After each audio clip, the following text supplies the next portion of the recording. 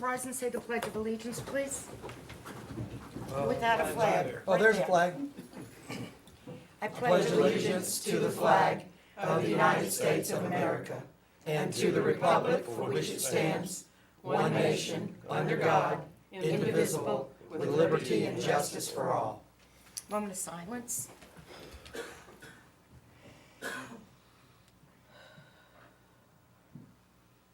Thank you all. Please be seated.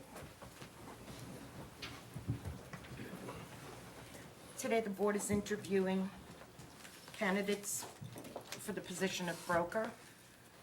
And first up is Bates and Hewitt. Is it Bates? Bates, Hewitt, and Floyd. Madam Chair, I just need to make a quick statement.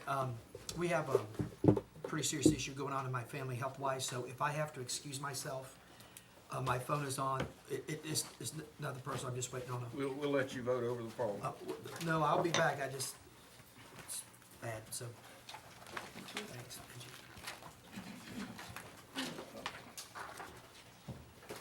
There's extra there. 12 and 18. Madam Chair, I have a request.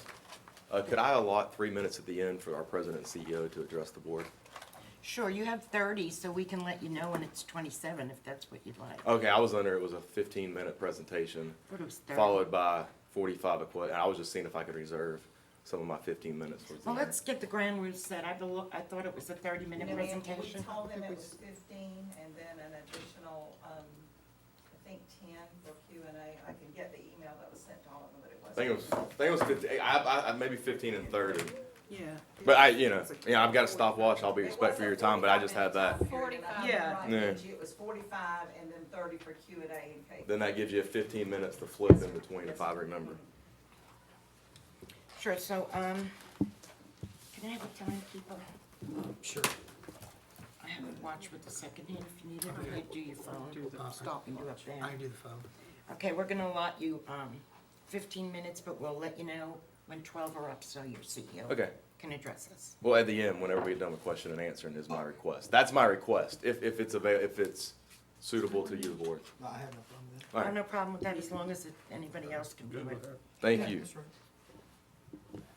Good morning. I thank you for your time and consideration in this matter. I'm excited to get started and share some ideas with you, but I feel I would be remiss if I didn't spend a few minutes to talk about how we ended up here today. We believe our biggest mistake was failing to break the established system. In the few but brief years I worked on this account, I regret not coming to you, the board, sooner. I met with staff, Rhonda, Tammy, and I believe you were there, Tom, as well. I showed them a sample of the same technology and the majority of the requirements presented in this RFP. How I knew then it was time to integrate the benefits into one platform and make doing business easier for the staff and the employees. I knew there were shortcomings in the program, and I knew that there were ways in which our forum could improve our service to you, the district, and tried to offer solutions to your staff and give us a chance to implement your plan. Instead, this RFP was issued. Nikki Hawthorne and myself presented the findings of the health fair to you on May 6th. A discussion followed about incentives. Terry, you said you would love to talk about that, and you wanted a workshop. Your exact words were, you want to be encouraging and a blessing to your folks, but also manage costs down the road. Correct. And this certainly accomplishes both. Then superintendent said, let's workshop it before January 1st. You requested that workshop with the Madam Chair in the next few months. I was never contacted. Instead, the RFP was issued. I really thought we were on the right track after that meeting to implementing meaningful and big changes in the way the program is being ran and funded. I honestly don't know what more we could have done. We care and value the school system here. We have fought hard for you and your employees in negotiating with carriers to deliver the best rates possible, and was their biggest advocate in claims resolutions with all the carriers we dealt with to be sure that payment was made properly and turned over every leaf to be sure that every dollar was returned. We followed the insurance committee's instructions on not to bid the account in 2013 and previous years. The minutes of that are in your packet, and we have worked hard to bring solutions and new ideas, but I was not able to break through to see them implemented, and for that I am truly sorry. I stand before you today lacking the experience of some of my competitors. I don't have all delivery vehicles that will be presented to you. But what I do have for you, without a doubt, is the best online enrollment and benefit management system in existence today. I have looked at all of them. Marion Schools went through the same process, and they chose the same technology. Without a doubt, it will deliver and accomplish the requirements in this RFP. However, the deck is already stacked against us, but I knew that coming into it. I knew last year when the new superintendent signed agent of record letters and a limited agent of record letter on the health insurance, and then the chair of this school board at the time scheduled a workshop on insurance funding without talking to anyone involved in the program, the writing was on the wall. Clearly, it was time for a drastic change for the district, and that included a new broker. Speaking of broker, I'd like to address some statements made in the public arena. First and foremost, Bates, Hewitt & Floyd is a full-service brokerage and consulting firm. In conducting business in Florida, our state does not differentiate between an agent and a broker. Please refer to the tab for clarification. We have the same standing as our competitors that you will see, and there is no listing for a broker license in Florida. We have always referenced ourselves as an insurance agency because that's how we're licensed. And with the state, and please don't hold that against us. We have all of the capabilities to handle your needs. We have the ability to contact all carriers on your behalf and find you the best product at the best rate.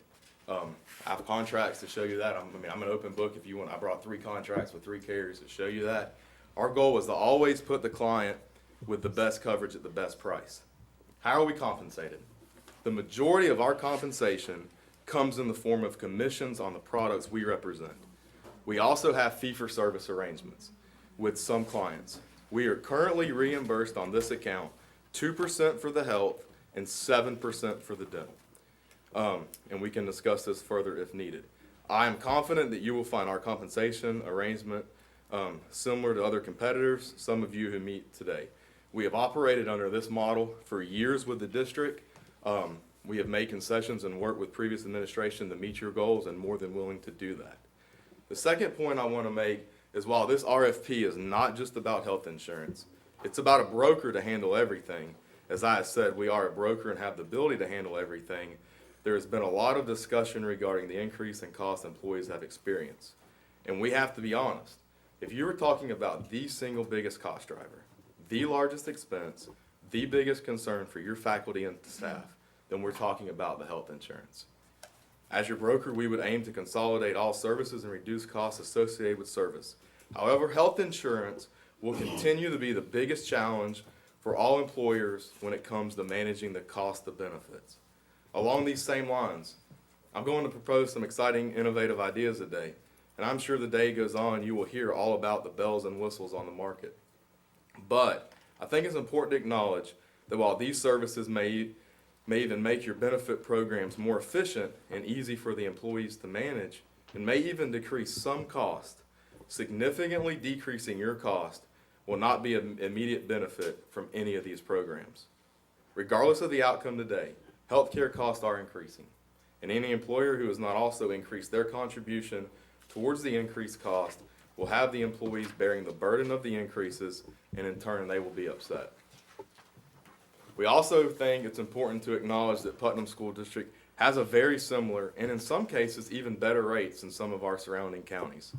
However, the percentage that the employer pays and the percentage that the employee pays are where the differences come in and why our employees pay so much more. While we have not necessarily been in agreement with the decision of the district not to increase funding the program, we knew and warned that this would result in an increased burden on the employees. It was ultimately the district's decision, and we had to be respectful of the financial situation and at that time ultimately comply, and that was to not increase the funding. Now on to the presentation, page 2. Our mission is this. Our goal is to provide an extensive benefits program while engaging and educating your employees. All benefits, one location. In the RFP, we proposed an extensive list of goals. But today, I want to focus on the 5 that I believe are the most important for the district. Increase the employee awareness and engagement by 50%. Reduce the total cost of benefits to the Putnam County School District and the employees. provide solutions to support staff. Many of these staff are working hard just for benefits. Reduce inquiries to human resources and benefits staff by 30%. Would also like, a goal would be to improve employee satisfaction by 12%. We're here today on the next page, if you'll see two things, and I broke those into two categories. What we see as potential benefits for you, the district as a whole, and then ultimately for your employees. Cost savings. How do we implement cost savings? Integration of all your benefits into one location and aggressively shopping the market for the best product will save the district money. Stronger compliance. We will help Putnam schools strengthen their compliance laws regarding the rules while greatly reducing your risk. Fines due to noncompliance with laws like the Affordable Care Act, HIPAA, and other regulatory violations could run into the hundreds of thousands of dollars. Also, errors in eligibility, terminations, and the inability to recover paid claims could cost the district money down the road. With our technology, we will strengthen your compliance and greatly reduce your risk. Efficiency and productivity. We will increase the efficiency of your administration operations and your employee productivity. We know customers using similar systems report an average savings of 12 hours per year because they go to one place online 24/7, 365 to do everything. Instead of having multiple meetings, meeting with multiple vendors, it's all consolidated into one. The biggest gain will be from your benefit staff. They will save even more time. And in turn, this will free them up to work on higher priority, higher value projects, spending more time with employees instead of tied to their desk performing menial transactional tasks. Your employees, how will the employees benefit? One, we're going to increase the engagement and wellness. Employee increases understanding, acceptance, and ultimately action. We believe employees will be more engaged because of features like customized professional videos, simple navigation, and functionality of the website. Fresh and relevant content provides a solution to incentivize employee wellness and make it easy for employees to see the value in adopting healthy lifestyles. Employee satisfactions. Employees that are more satisfied with their jobs and benefit offered by their employers are happier. One example is a total compensation tool. This is an online, customized, colorful graphic that shows the total cost of all benefits beyond salary that they receive from working with Putnam County Schools. This has been a big hit with employees and report less turnover and greater job satisfaction based upon the survey results that are being done. I outlined some features and benefits of the software. This really goes into some of the capabilities of this. It is robust, it is extensive, it meets every need outlined in the RFP and can solve your goal. Lastly, briefly, talk about Bates Hewitt Employed. Again, we're a full service agency, but we do have brokerage services, and we really focus on 5 categories: health and welfare consulting, healthcare analytics, human resources, voluntary benefits, and enrollment services. I also had some graphics for you just kind of to show probably why you're hearing a lot of noise and why things are going on, and just talk briefly about just the job we've done the last 3 years. When you look at I chose Plan C, your most popular plan. When you look at the overall cost of that Plan C, in the last 3 years, we've worked, and the overall cost of that is 16.93%. We're very proud of the job that we've done for the district to deliver those rates. I think if you look at an overall increase of 16.9% over 3 years with the implementation of the Affordable Care Act, you'll find that's a very good job. However, because of the shortcomings in the district able to match those increases, employees on that plan have increased a 60.9% increase in their rates. Similarly, Plan D, the overall cost of that plan is 17.67% to those employees, but unfortunately, employees enrolled in that plan have experienced a 293% increase. Also this year, there was an open enrollment, but they have not been able to make changes. So many of these employees are in a plan that there's no more seed money, and they also have no way to get out of that plan because they're locked into that plan and have experienced a 293% increase. As it was said earlier, one of the biggest, when we talk about cost, is the comparison of board contributions. In fact, your total plan cost for your individual, the total plan cost is less than St. John's School. However, the district here for the past 5 years has contributed $3,500, while St. John's does $4,711 for the individual and $9312. We contribute $4,500. That's in the state. Okay, well, $4,500. So it's within that, And again, that's what I have for you today. I thank you for your time, and I'm 22 seconds over. No, you're good.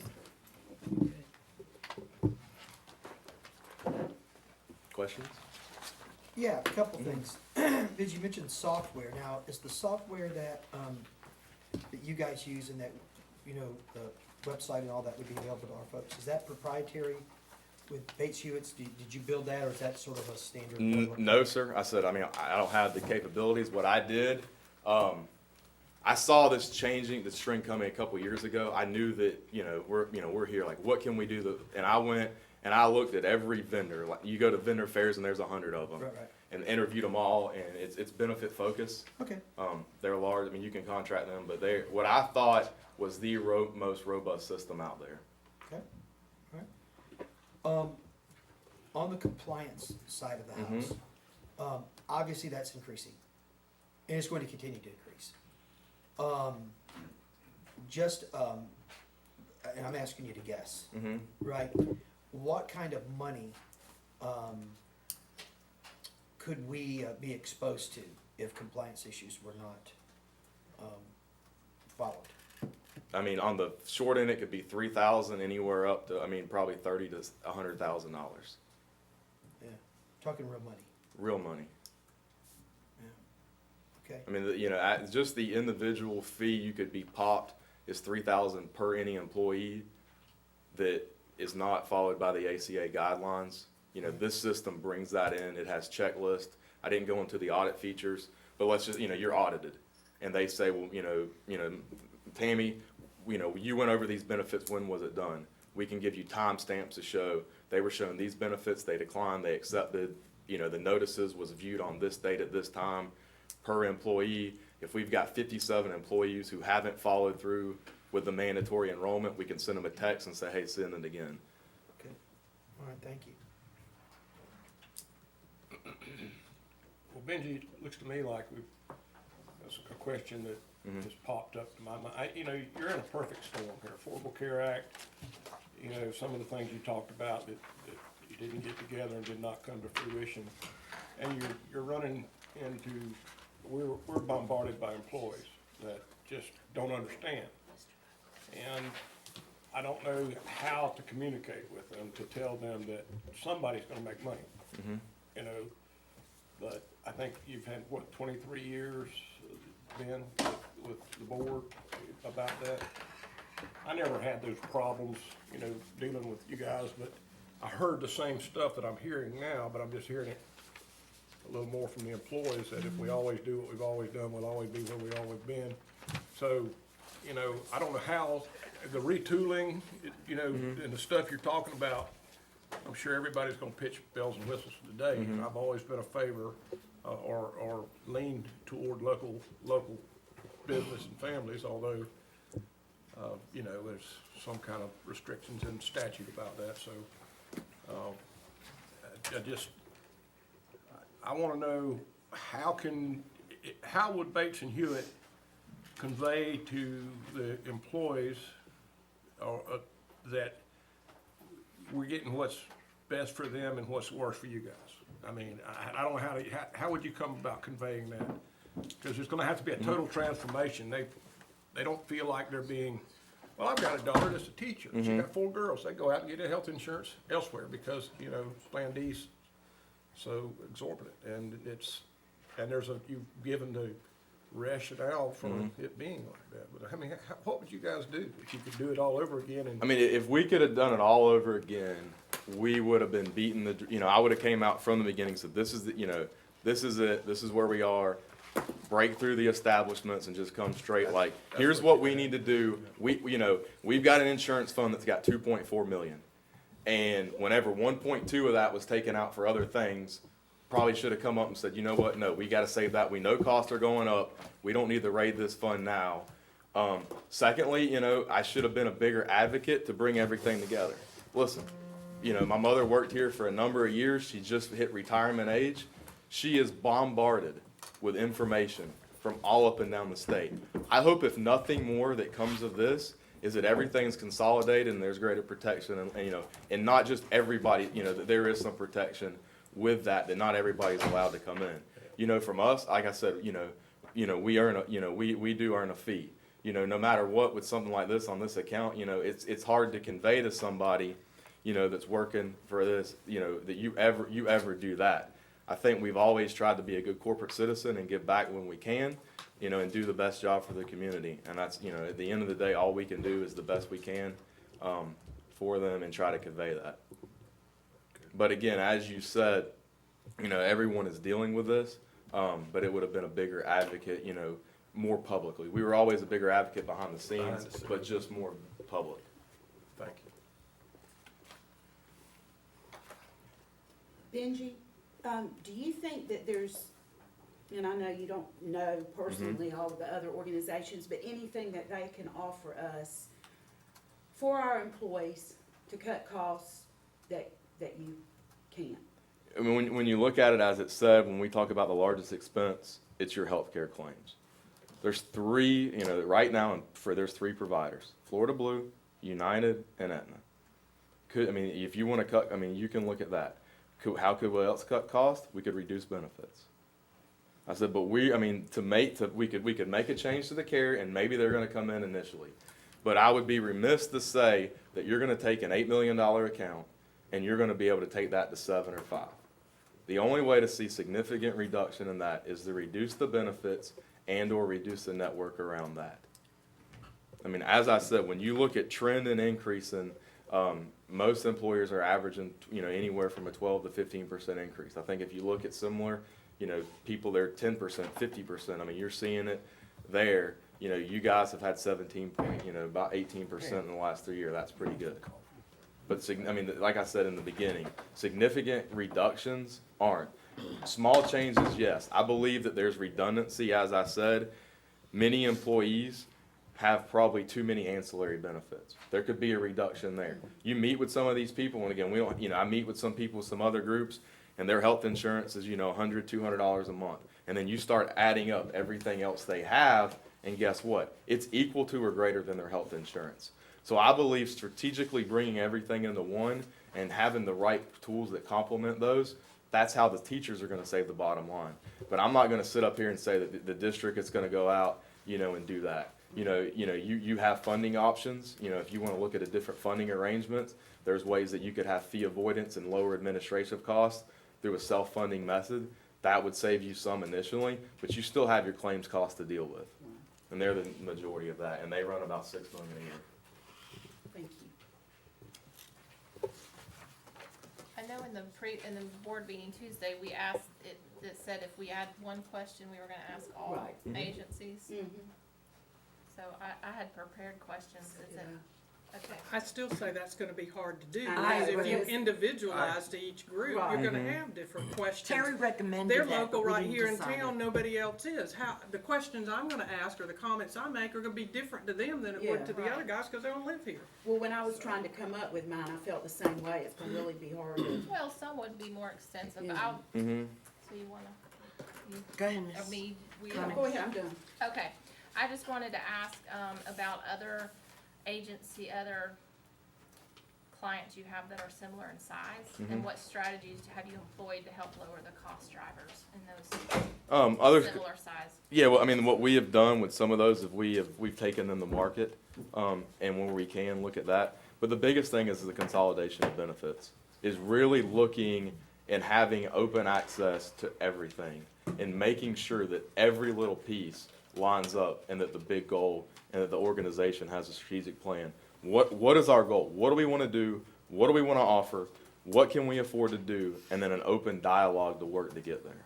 Okay, and is there anything else that you wanted to add that the agency has the ability to bring more to the district? Because I know you mentioned some things in your presentation. We have worked, I feel, in a silo with the health. I've worked in the last, and I've seen shortcomings in our agency. Like I said, I think one of those is the technology. You have the most robust integrated technology available. Second, strategic partnerships. I've worked a lot recently with Mary Garcia at the health department to bring those wellness. They're an expert in that. I'm not, and I don't believe an insurance agent to be an expert at everything. I think you're just selling yourself short. But I believe in, a strategic partnership. So I've worked with her, in that regard. So in a way, she then in the health department can be, you know, my advocate for some of these wellness programs to work with the employer. That way I don't feel like, you know, it takes that vested interest from me off of it. It's somebody else who has a true vested interest of the community. So that's one thing that we have changed recently. Okay. And again, we're always looking in the mirror, you know, like I said before, you know, always, you know, how can we do a better job? How are we delivering the best value for our clients? And ultimately, you know, how are we doing the best job for those employees? Okay, and then the last question is, did you answer all the questions on the RFP, and is there any reason that, if so, if there's any reason that were not answered? To my knowledge, we did. I haven't looked at it I haven't looked at it in a while, yeah. Okay. All You right. know, I know I know that there might have been some things about like, you know, the compensation. I Right. wanted to put that in there and clarify that from the beginning. I thought that was, So you did. I thought in the presentation with you, I don't know if it was in there. I thought that, you know, might have been left out, So you did clarify the fact that it was 2% and 7%? yeah. Okay. That was the only one that was unanswered.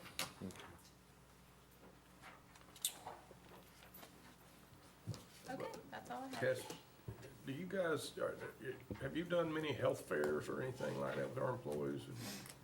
And Yes, sir. We've worked, just that you have a great, and it had, you know, I think with Nikki, you know, you have a great person here.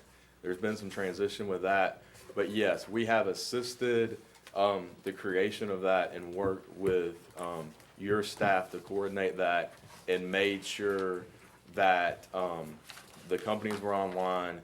And we also went back on your behalf. Do you have that number? The wellness money It's $150,000. this year? It's been $175 to $250 to $150 every year for the last several years, and we've been able to obtain from your current carrier to give to the district, once you give us an invoice, and that is to be used, they call it wellness dollars, but it's money to be used however the district wants to use it. And are there any plans on your behalf to do testing of employees, like for blood pressure and? We different- currently do that. Well, we do that now. We have a comprehensive health risk assessment. I believe it's next week. That's when they, you know, they come in, they do the fingerprint, well, they go through a questionnaire about their lifestyle. Yeah. And then they also do the fingerprint that gives that. Afterwards, they do one-on-one coaching with nurses and everything else. As I talked about beforehand, it's been a good program. But we've in the last few years, due to time off, due to that, our participation's down. I think we had 17 last year. We peaked at 23. I don't know. That's whenever we had that discussion about how do we incentivize this program to get more participation. I thought and still thought that to get serious about it, it's time to put a dollar amount that we're doing this, we're offering this services. You're more than willing to do it. If you don't want to do it, then we're going to charge more for it, and that will drive participation. But yes, sir, that's been done, and we've worked with your staff to do that as well On a regular basis or just the health fair? on the health fair. Oh, okay. The once a year thing. Once a year. Planning day, which will be Tuesday. I think it's next week. Okay. I mean, I know over the years, we've lost employees with heart problems and stuff like that might have been averted and serious illnesses if they could go in and get tested from time to time. But I would like to point out that I had our board auditor copy of the board policy that gives us preference for local purchasing. And each of you have that on how we can honor local businesses. You know, if they can prove that they're not way out of line, as this is where I would have preferred to have had a board attorney here today, but we don't. So I won't go into a lot of comment on that, but, it, you know, it's something I felt very strongly about, and I still think, you know, of course, we may have some more local people before the day's over, I don't know. But it's something I think you need to read, because every time I mention it, somebody runs up in the back of the room and says we can't do that, but we do have board policy that allows us that latitude, so. We have a 5% legal. I'll let you guys finish that with questions. I've worked I'd with. just like to comment on what you said. Scott Getchell quoted at this meeting that I watched last night, administrative code that says we cannot give preference to local. And if that's a law, then law supersedes policy. Policy is on the bottom of the list of all the DOE rules and the state and the federal and all these things that we have to do our policies have to comply with the law, so It's, just as a point of, don't think Neola's changed it, but no, anyway, Neola needs to change it. but it's, I don't wanna really get into the weeds with that. Here's the statute that he quoted. Okay, I would challenge you to find the word local in that. okay. I know we certainly have violated the law many times over the years. If that's the case, that's. Yeah, yes, ma'am. I mean, I saw that same thing. I mean, that's the statute. Ultimately, that's the guiding principle. And then you have your board policies, which Mr. Buckles pointed out with the local. You know, I can remember many times taking the lowest and best bid or, and maybe having local vendors that could match it. So there are a lot of options the board will get to see today, and there may be some avenues. I don't know, but I wish these were things we would have distributed ahead of time, but at least I don't have Scott running up here with that same statute yelling at me. This is hard. Well, I'm a person that gets in the weeds, because I deal with weeds every day. And just to say, you know, I feel the animosity, and it's not comfortable for me. I watched you grow up. Why would I not want to go with a local vendor? But your opening comments made me feel like you meant that myself and Ms. Cummings had conspired to do this behind your back, and that's really not the case at all, Benji. I have never, I mean, why wouldn't I want to go local? That makes sense to spend my money local, and you guys are local. And I think again, what I happened- apologize. But in our, whenever, I get word through somebody else that's going to bid, and I'm like, wow, and it's like, then you see the packet, it's like, man, I proposed that to staff. I don't really, but, and then Like I called said- Miss Scranton and she confirmed it, but then we talked to your staff, oh, it's not gonna happen, it's not gonna do this. I mean, We have a right to look at anything we want to do. Nobody owns this school board or Completely, this yeah. district. My concern, as Ms. Cummings came to me, because she had been attending the insurance committee meetings, and she had many employees calling her, and then they start calling me. I've got so much more to do than worry about insurance, and I don't understand it. I never will understand it. It is the most complicated process we went through, trying to look at each of those, and the hours we spent, I could have been doing something else more productive. This is more than about health insurance. This is about all the insurance we offer. This is about getting the best deal for our employees. And my employees Or move. think that we were going local because that's what we wanted to do, because we knew y'all and liked y'all. And my employees were accusing me, just the opposite of what you're accusing me of. They're accusing me of, being partial to you guys because you're local. When Nikki came to me, having gone to many of those committee meetings and hearing their concerns, and then I start getting phone calls, our discussion was, let's prove to them we can't get anything better. Let's see what we can do to show them they've really got the best that's out there. That was our discussion. And you don't know that because you weren't there. I never thought that I would be accused of being some kind of, I don't know, just the way you worded that about you knew that once we got in there, I don't remember how you worded it, but I just flew all over me. I can't do everything. I can't make everybody happy. I can't give every dime that comes into the district to local people, and I can't give employees the raises and the benefits that they want. Somewhere, there's got to be a happy medium, and none of this is fun or easy. I just need to prove to employees and the board that we're doing the best we absolutely can. But it's also about more than that. It's not just about health insurance. Somebody's got to help us and be the person that goes out and finds the best deal. That is our agent, constantly out there looking out for us, for life, for vision, for dental, for disability, and all of that. It's all Greek to me, and I don't have time to learn it. It's taken you a lifetime to learn this, and you're still learning, and it changes yearly. And this Obamacare mess, it's not good for anybody. It is not a cheaper, better insurance. I've had too many people come to me say they've looked at it and tried it. It's complicated, it's hard to understand, there's nobody advocating to them. And I'm gonna tell you, our employees don't have time to sit down and learn insurance either. And bus drivers and cafeteria workers and those people that are just trying to make a living, they don't understand it, and they don't even try. They're hoping somebody's out there advocating for them, and that's all we're doing. And what we can do through this process is say to them, yeah, we've talked to the only 7 that applied. And by golly, you've got the best right now of anything.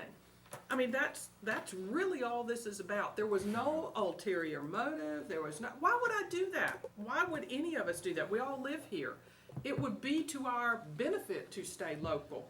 But I can't have employees telling me I'm being partial when I'm not. And I can't let employees think that I'm not gonna go out there and try to find something for them. You heard from several of them at the board meeting the other day. And the reason more don't come, first of all, because of our hours, they would have to take personal leave to get off and come and speak to the board. Secondly, they do feel it's political and they're scared. They're scared to speak to the board and for fear of repercussions. They're scared to speak out about pretty much anything. So they will call some of us individually or they'll meet us on the street and talk to us.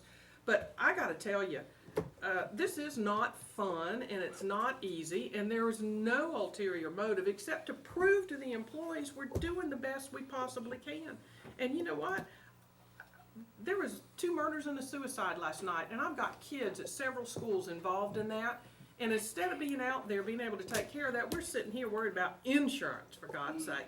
And I tell you, I'm livid about it, and I'm livid about the attitude. I want to work with somebody that's going to help me with my employees and that is going to do the best for them. You're a for-profit business. I know you got to make money. You can't do it for free. I get that. But I don't understand it enough, nor do our employees, to figure out what is the best. Who's going to give us the best deal? Who's going to work with us? We need health. They need health insurance. God bless them, they need help. And we are not St. Johns County. We are never going to be. We don't have that money. It doesn't come into us. The board does the best they can. And no, they haven't changed their contribution in years. And I think actually it's been put to the union. If I'm mistaken, Mark, correct me. Do you want us, okay, if we raise what we're doing for the insurance, then that's gonna decrease what you get in salary. There's only one pot of money and it's gotta do both. Which do you want? And previously, I think they voted they want it in salary. So that keeps the board's, now, St. Johns County doesn't have to do that. That was I love them. precipitated. I wish I was St. Johns County. but- Employees traditionally want to raise their high salary, or Yeah, because salaries, it helps so it their helps retirement. Absolutely. And at the same time, they don't give you credit for any percentages when you when it writes in the paper. The political part of it is you don't get credited with it, giving money to insurance benefits. But I think it's safe to assume that we, as a board, and I'm a newbie here, in some ways, but not in others. But I think we failed to find ways to work with the finance director to maybe get some money to, figure out a path out of this. Because we could decide at the end of the day, pick a new vendor, and in a year, it's gonna be right back the same way, and, But that's why we That's- go through this the process, so that we can perception, show the employees we care enough about them to look at what's available. And then if they know, and Mark Modell, who is president of the union, he's here, Paul Smith, a representative with the union, they're here and they're listening, and I would like you to listen to their input as we move along. They certainly have, even more so maybe than us, the best interest of the employees in mind, and it's not about anything nefarious, it's about doing the best for our employees. And I just don't like feeling like the bad guy here, because none of this is pleasant for us, none of this is what I want to go through.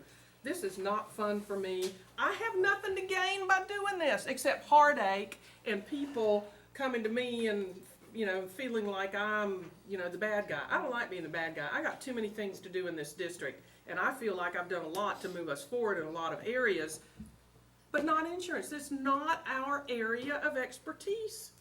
And so this is the best process to figure this out. And we, you're the board, you figure out at the end. Again, you can do anything you want. Throw it all out, say we don't want to do this after all, choose somebody different, don't choose anybody. You can do whatever you want. Listening doesn't hurt anything, and I don't like feeling like I'm bad because I allowed you all to go through this process and hear from other agencies. Why is that a bad thing? Why can't we say for our employees, we need to do this No hurt process? feelings, Phyllis, no Huh? hurt feelings. we're all good. we're all, it's, I'm used to being called a bad guy. Okay, we're gonna But go it's back not to from- employee board member questions. Do any board members have any further questions? I don't. If you'd like your 3 minutes. Okay, thank you. You have that statute. I mean, are the, Yeah, after Bates, okay, so They're- they Bates could and ask Hewitt. questions if they want or comments. oh, of Bates and Hewitt? Oh, I don't Members know. of the public, You have or the no? statute. I don't know. I got it right The here. union president is That's just up to the board choose. chair, I think. Thank you. My name is Ben Bates, and I would like to thank you for allowing my local Putnam County company to address you and be considered as your broker of record for all of your employees' insurance benefit. I recognize that you have a decision to make, and each of the 7 companies you are interviewing are well qualified to serve as your broker of record, and each have a proven track record. So the decision comes down to whom do you want to do business with. I am requesting that you allow my company to become your broker of record for all lines of insurance benefit per the RFP. Nobody has or will work harder for the district to ensure that you have the best insurance program available at the lowest cost. I believe that my record in Putnam County over the years speaks for itself. Through our efforts, together with the efforts of your insurance committee, which has not been allowed to function the last couple of years, and your financial staff, the program was running smoothly with few, if any, issues. We had built the insurance fund up to over $2 million over the years, and the insurance committee and staff was handling it very carefully with the best interests of your employees and the district always the main focus. Over the last several years, the district has not increased their funding contribution, but health care continued to increase each year. And on top of that, some $1.2 million plus was taken from the insurance fund to give step pay increases to the employees and never replaced. As an example, your health insurance had a 3.34% rate increase this year. When the Affordable Care Act calls for your insurance carrier to pay an additional tax of approximately 3.75%. We were able to negotiate a rate for you of less than the tax increase without consideration for the trend factor, which is the cost of medical claims over the next 12 months. As a result of the insurance fund being depleted and no additional contribution from the district, the entire increase of some $250,000 was passed on to the employees. As an example, your Plan D cost to employees went from a monthly cost in 2014 of $75.44 to a monthly cost in 2015 of $103.32, a 37% increase to employees when the plan only increased 3.34%. Over the past 30 plus or minus years, there was always funds in the insurance fund to cover the increase or a major part of the increase. Each year, anyone that says that providing insurance is going to cost less is not being truthful with you unless you're going to cut benefits. This is the reason your employees are upset. Their costs have increased significantly through no fault of my company. We have worked through the insurance committee and your finance department over the years and have requested numerous times for a workshop with the board to educate you on the programs as well as the Affordable Care Act. Just this year, 2 of my team invited your then chairperson to lunch and requested a meeting. Not once have we been contacted by the district for information or input, even though we have requested meetings. My team met with your staff over a year ago to offer the program that the RFP is requesting. I personally called your staff early this summer and asked for an appointment to present the program again and to get it moving. and was told that everyone was tied up with audit and they would get back to me. And the next thing I know, there's an RFP, which I understand you have a right to do business the way you want to, was exactly what we've been trying to implement for you. Needless to say, it was disappointed on our part when none of our recommendation was acted upon. Our school district is far from being the largest or the top-rated district, but we know our students are obtaining a top-rated education. Like the district, my company is not the largest, but like you provide all the tools necessary for our students. I have available to me the ability to provide you with all the tools you need and are requesting. You are currently with the best carrier, as that carrier provides the insurance for, I believe, every school district north of I-4 except for Baker County. There is a reason, and that reason is they have the best program and cost at this time, and that could change. And our job has always been to provide you with the best program at the lowest cost. We have done that in the past and can continue to do the same in the future. I am sure that you saw the article in our local paper, as well as all over the internet just this week, stating that Putnam County is the poorest county in the entire state of Florida. How are we ever going to entice our young folks to return to Putnam County after completing their education and or training and overcome this label of the poorest county in the state if employers like you decide to give $9 million plus contract to companies from other counties and our states, which dilutes our local tax base, thereby resulting in local businesses being unable to contribute to enhanced opportunities for our students. Again, I ask you for your business, and I pledge to you that no one will do a better job as your broker or record than I will. I also pledge to you that my costs will be equal to or less than anyone you are considering. I think that our record stands. There's been some miscommunications. We apologize for that. You all know my firm. You all know me. You know where my heart is. My heart is for our employees, for the citizens of Putnam County. And I feel like that we have demonstrated over the years that that's where we are. It's not about us. Your insurance carrier that you're currently with is a nonprofit company. You know, it's nonprofit. So that can change, and that will change. And our job has always been to be upfront with you and to work through the channels that we thought we were supposed to work through. If we made a mistake in that part, I apologize. Mr. Bates? Yes. It's gone Thank well you. over 3 minutes, I'm sorry. I'm sorry. Thank you. Okay, And board- Thank you very I much. don't think that they did anything, again, it was about employees, I think, not feeling comfortable and not believing that we had really gone out and searched and looked and proven to them that we can't do better. And we've had to do that a couple of times over the last 30 years that I've been in this district.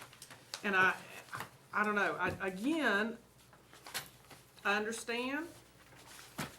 I'm not trying to create a problem. I just want the employees to know we've looked at everything we can possibly look at to give them the best deal. Okay, Madam Superintendent, excuse me, but board, I'd like for us to, informally, without a vote, but consensus, I'd like your opinion on whether we want to allow members of the public, specifically, I think, I don't have a problem. question, fine with me. Benji, would you come up and answer questions from? And before, while Benji's coming up, could Rhonda explain about the insurance fund and how that developed? And it wasn't developed as an insurance fund, actually. And it was always board money. I know. But I think Rhonda needs to make very clear about that money, where it came from, and why it's gone And the now. Okay, but can we do that After the, after the next one, because we're almost on the next one, but we'll have a full 15 minutes. Would that be okay with you? Sure. Thanks. Okay, move along. Any questions? Any questions from the Paul or audience? Paul? I don't have any prepared because the format for that, I wasn't, that was one of the questions I had previously was, will there be the opportunity for that or anything filtered through the committee? I need a moment to. Paul, having been on the insurance committee for years, is there anything, you had some questions, I think, that you had given to somebody. Can you recall any of them? I actually, do I need to go up there and? Yeah, I think Mike wants you to come up here. Okay.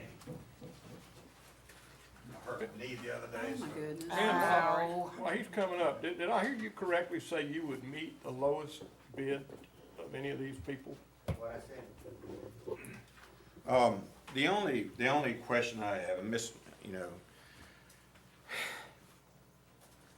we've had this insurance for so long till everybody gets the attitude, well, we haven't tried, we haven't gone out for bid, we haven't done this. Originally, whenever I heard about the RFP, I thought it was to go out for bid for health insurance, and, health insurance is a big dog, I mean, that's what, is the dollars.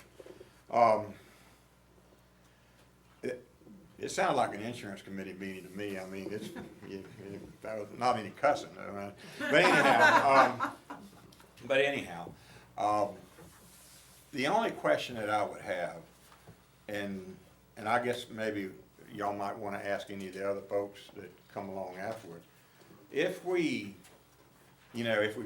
look at all this and find out that we don't say, well, we're not doing so bad, maybe we need to just keep things going like we got it going, and put it out for bid, just the health insurance or whatever. We haven't had a bid in quite some time, but it's always been a apples and oranges thing. As the insurance committee, we've tried to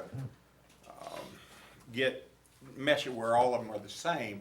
And I guess my question is, I've heard in the past that, Blue Cross and sometimes there's some, I don't want to say strong arm tactics, but they try to get their point across. And they said that only Blue Cross will work with one particular agent. And I guess my question is to Mr. Bates and Benji, if we go like we're going and just say, okay, we tried it, we try one more time without it, will Blue Cross bid apples to apples, Plan C, Plan D, your particular numbers? Will they, could we bid the insurance from you and from Bailey? no. They're only gonna, Excuse me. No, ma'am, or no, sir, excuse me. They are only going to they're going to give you one number. They're not going to give me a number and a competitor a number. They're going to say, we want the broker agent of record, and to that person, we then release a number to. Historically, they haven't wanted to get in the weeds as far as people undercutting, they just don't, they want to release one number, and they want the group to go, it wants to be them versus United and Aetna. It doesn't want to be, because, it is a business practice. If they do that to somebody, why are we going to do business with? There's a, certain respect with that. So yes, sir, to your point, if you went into bid, you would name, and you can, it would be spec'd out through the purchasing department, and you would name how that was done, and they would release you one number. Anything else, Paul? Mark? Come on up. What's this? I'm looking too, Paul. Mark Little, President of PFT, and I was on the committee as well. So I heard you say that you're willing to negotiate. Does that mean that 2% commission rate would be up for negotiation? Sure. Okay. Let's see.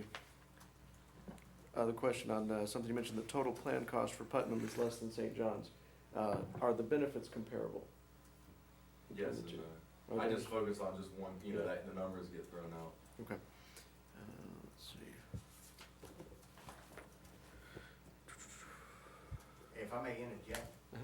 St. Johns County is self-funded, Mhm. so they designed their own plan.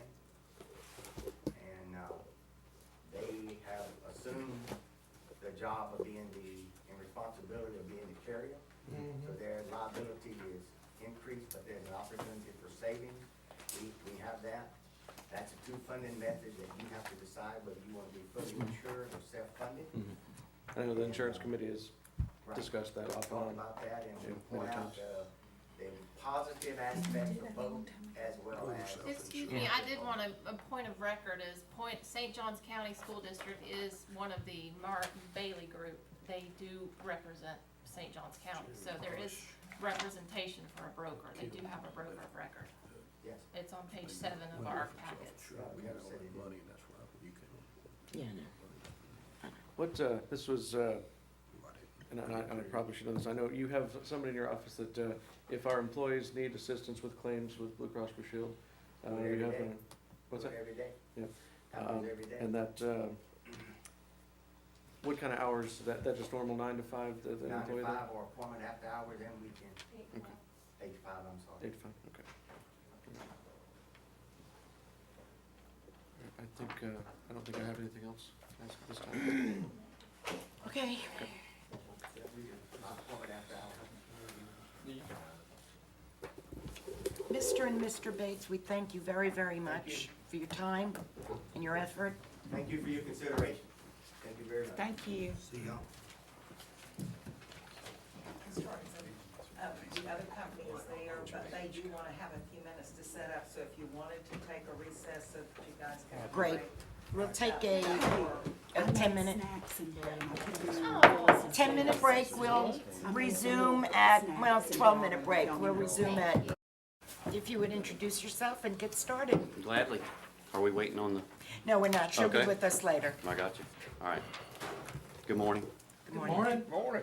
I'm Danny Page, and I'm here with my team, Alexander and Company, and I'm very excited to be here. I've been looking forward to this for a long time. I think y'all know that. Danny, let me interrupt for just 1 second. I need to just put a word. I have some family issues going on. I have my mother-in-law's passing. I'm sorry. So if I get up and leave, I'm not being rude or disrespectful. You got it. So I just need to say that on the front end. So if Very you good. see me exit, please don't take it personally. All right. I won't. I sincerely appreciate the opportunity to be here. I've again been looking forward to this opportunity for a very long time. I've had your life insurance for about 14 years, and I have been looking forward to the opportunity to become your broker on all your benefits. For the majority of that time, I have worked long and hard, countless hours to better myself, so that this would be the perfect opportunity, and I'm excited about being here. We collectively watched your December 9th board meeting to try and get some points as to what you guys are looking for with your insurance broker. Two key goals were made clear. I've got lots of notes, but I'm gonna do this from the heart. I'm not gonna look at these notes. Two goals were made clear. You guys are looking for somebody local. That made it very obvious that you'd like to work with, if at all possible, and someone that will bring you into the 21st century. Okay? You guys have had a lot of the same thing going on here for a very long time, and it's gonna be an interesting transition for you, but I would like to believe that we are the people that are gonna help you make that transition. Local, I think y'all know who I am and who my family is, but I'm gonna make a couple points clear. Late 1800s, early 1900s, my great-great-grandfather floated logs down this very stretch of the St. Johns River and donated some of that lumber and the land to build the very first school for the Putnam County School District in East Palatka. It's named after Browning Pierce Elementary School now, and I'm a proud graduate of Browning Pierce Elementary School, as well as Beasley Middle School and Palatka High School. Yeah, you were the class president 3 consecutive years. Absolutely. 2 years in a row, senior. Yeah, senior, I still senior see class myself president as 3 that. consecutive years. My grandfather and mentor, best man at my wedding, was also a pillar of the community. I think everybody knows that. He instilled some great values, I think, in my whole family, but made a very big impact in me. Okay, didn't grow up with a father, not much of a father figure as far as my dad goes, and my grandfather led me in the right direction for the most part. Took me out to road heavers, played cow patty fights with the boys. I've pulled sodas out of the ice chest at Saunders Grocery. I mean, I've been here, water skied in the river on Christmas Day. This is my home, all right? My roots are here. My mother, my uncles have all owned businesses here. We've all contributed back to this community You for got a years and sister years. that's a teacher in the system. Sister is a teacher in the system here. Sister is a teacher in the system of St. Johns County. Lots of friends that's still in the system here. I think y'all know that as well. But But I have deep roots here and lots of concern for what's going on in the past, and I would like to be the one to help y'all come out of that situation. My cousin David, as y'all know, does not forget where his roots are either. He's made some strides in Tallahassee to help this school district. He's made it very clear to me that he didn't just do that because that's his job. He did that because he knows where he's from. And he knows, like I know, that the school district is pinnacle to growing this county. And if we can better this school district, we can better this county. We got the most beautiful stretch of the St. Johns River in the state of Florida right here. We can build up this school district. We can make their employees happy. We can help grow Putnam County like it's supposed to be, like where we want it, you know, where we remember it. So I'd like to help you to do that exactly. So not only am I local, y'all gotten all that, I've been here, spray painted my name on the side of the water tower down by the ball field. My granddaddy was the first one to notice. Anything else you want to confess to? Granddaddy, Well, I can take confession right now, brother. Granddaddy jogged to Ravine Gardens every morning really early, and I forgot about that point. So when his headlights hit that tower, the phone rang at the house. So, Wendy did the same. so integrity runs deep. I learned it quickly. Anyways, not only am I local, I've been doing this in the health insurance industry for 23 years. First 8 years of my career, I did it with Blue Cross and Blue Shield. I started my career at Blue Cross. I'm probably one of the few brokers you'll talk to today that has worked both sides of the fence. I've worked with the underwriters, I've worked with groups that have 2 lives, I've worked with groups that have 20,000 lives. I started as an enrollment representative with Blue Cross. What that means is I presented to your employees to help them understand their benefits. And I think that's something that is also pinnacle with your employee benefits program. If your employees don't understand it, it doesn't work for you. And if it doesn't work for you, your bottom line is going to go in the wrong direction. I worked my way up into national accounts and worked with groups as large as the United Auto Workers. So I've done small groups and large groups. I've done the carrier side, and then approximately 15 years ago, I started my own agency. I actually have an office still today in the back of Frank Bush's office, okay? 1062 Highway 100. Frank was supposed to be here today, but I don't think he made it, but that's all right. I landed your life insurance standing in Frank Bush's office. If it wasn't for Frank, I wouldn't have gotten the bid, and when I got the bid, I won the life insurance standing there with Frank. It means a lot to me. Frank means a lot to me. Great guy. So, local presence, local office. The next point I'd like to bring, well, just so you know, I didn't leave Blue Cross on bad terms. Still have a great relationship with Blue Cross and Blue Shield. I'm close personal friends to the Chief of Staff with Blue Cross today. We talk regularly. I have great relationships with all of the local statewide medical insurance groups. Worked closely with the VP of Sales with United Healthcare on this specific group, not too far past. Trying to help you guys kind of right the ship here. With all that being said, I'm local. I've got 23 years of experience doing this. You mentioned my silver hair, what hair still connected to my head. A lot of it has fallen out. It's a lot because of the health insurance industry. It is not the same industry as it was 23 years ago when I started. By no means. Everybody knows what healthcare reform is. You know, the Affordable Care Act. It's not so affordable, it doesn't seem like. There's lots of big changes that have come. So I have had to make changes throughout the years myself to better myself to be able to help my clients. One of the things I did recently was I merged with a friend of mine, Power in Numbers, okay? With that, I have a partnership now that I can have access to the best and brightest in the country, okay? You got a local boy here, that's great. I think it's great that you wanted to give priority points to a local guy. That's wonderful. I don't want to win this because I'm a local guy. I don't want priority points because I'm a local guy. I want you to know clearly I have brought the best in the industry. These guys that are with me, Alexander and Company, we work together on many groups, have many groups here in the state of Florida. You'll see that in the presentation that we work with that are very happy. But these guys are the best in the industry. 98% of the business that they work with are K through 12 public school districts. If I'm gonna win this, I'm gonna win this because I am bringing the best folks here. Obviously, I have a great relationship with Tammy. A great relationship with Rhonda. I've worked with them for many, many years. That's one great thing. You wouldn't have to have somebody build a new relationship with your back office staff. That's all good. Tammy has my cell phone number. She doesn't call my office. She calls my cell phone. I answer the phone. I try to take care of it as quickly as possible. Sometimes my hands are tied by the carrier. We're dealing with something right now with the new same-sex marriage laws. It's going to get kind of interesting. But Tammy and I are working on the verbiage from MetLife for that right now. I will tell you also, MetLife, we just finished our renewal, and after we completed the renewal, we went back to MetLife and asked for a 2-month premium holiday. What that means is, they gave us 2 free months of life insurance. That equates to about $80,000. That's very strong. We've had a great relationship with MetLife, but that doesn't mean we'll be with MetLife forever. In years past, I've looked at other carriers to see if there's another carrier that would do better for the school district, and nobody has beat MetLife as of yet, but it doesn't mean they won't.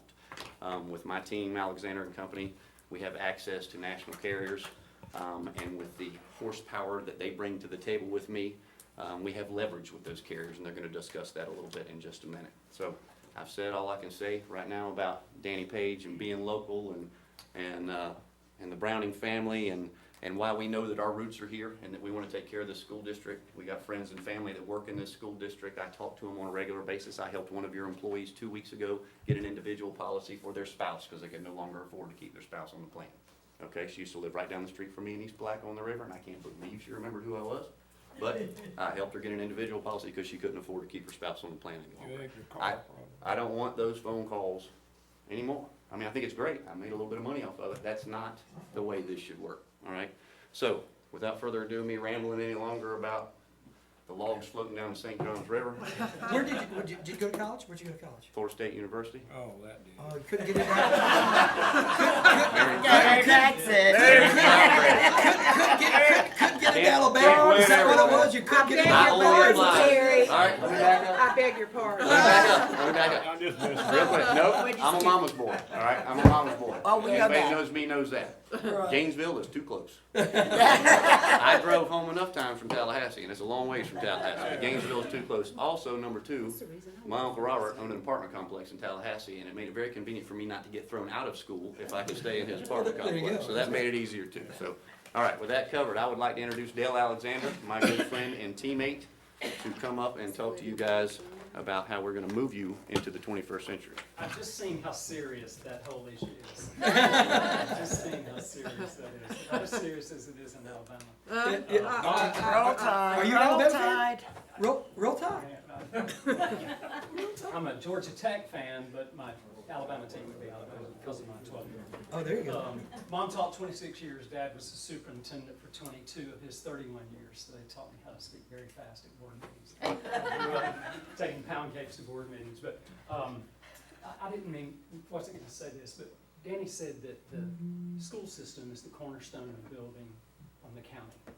And just as a side note, never before in 26 years of being in this business have school benefits been looked at more than today. Who's typically the largest employer in a community? The school.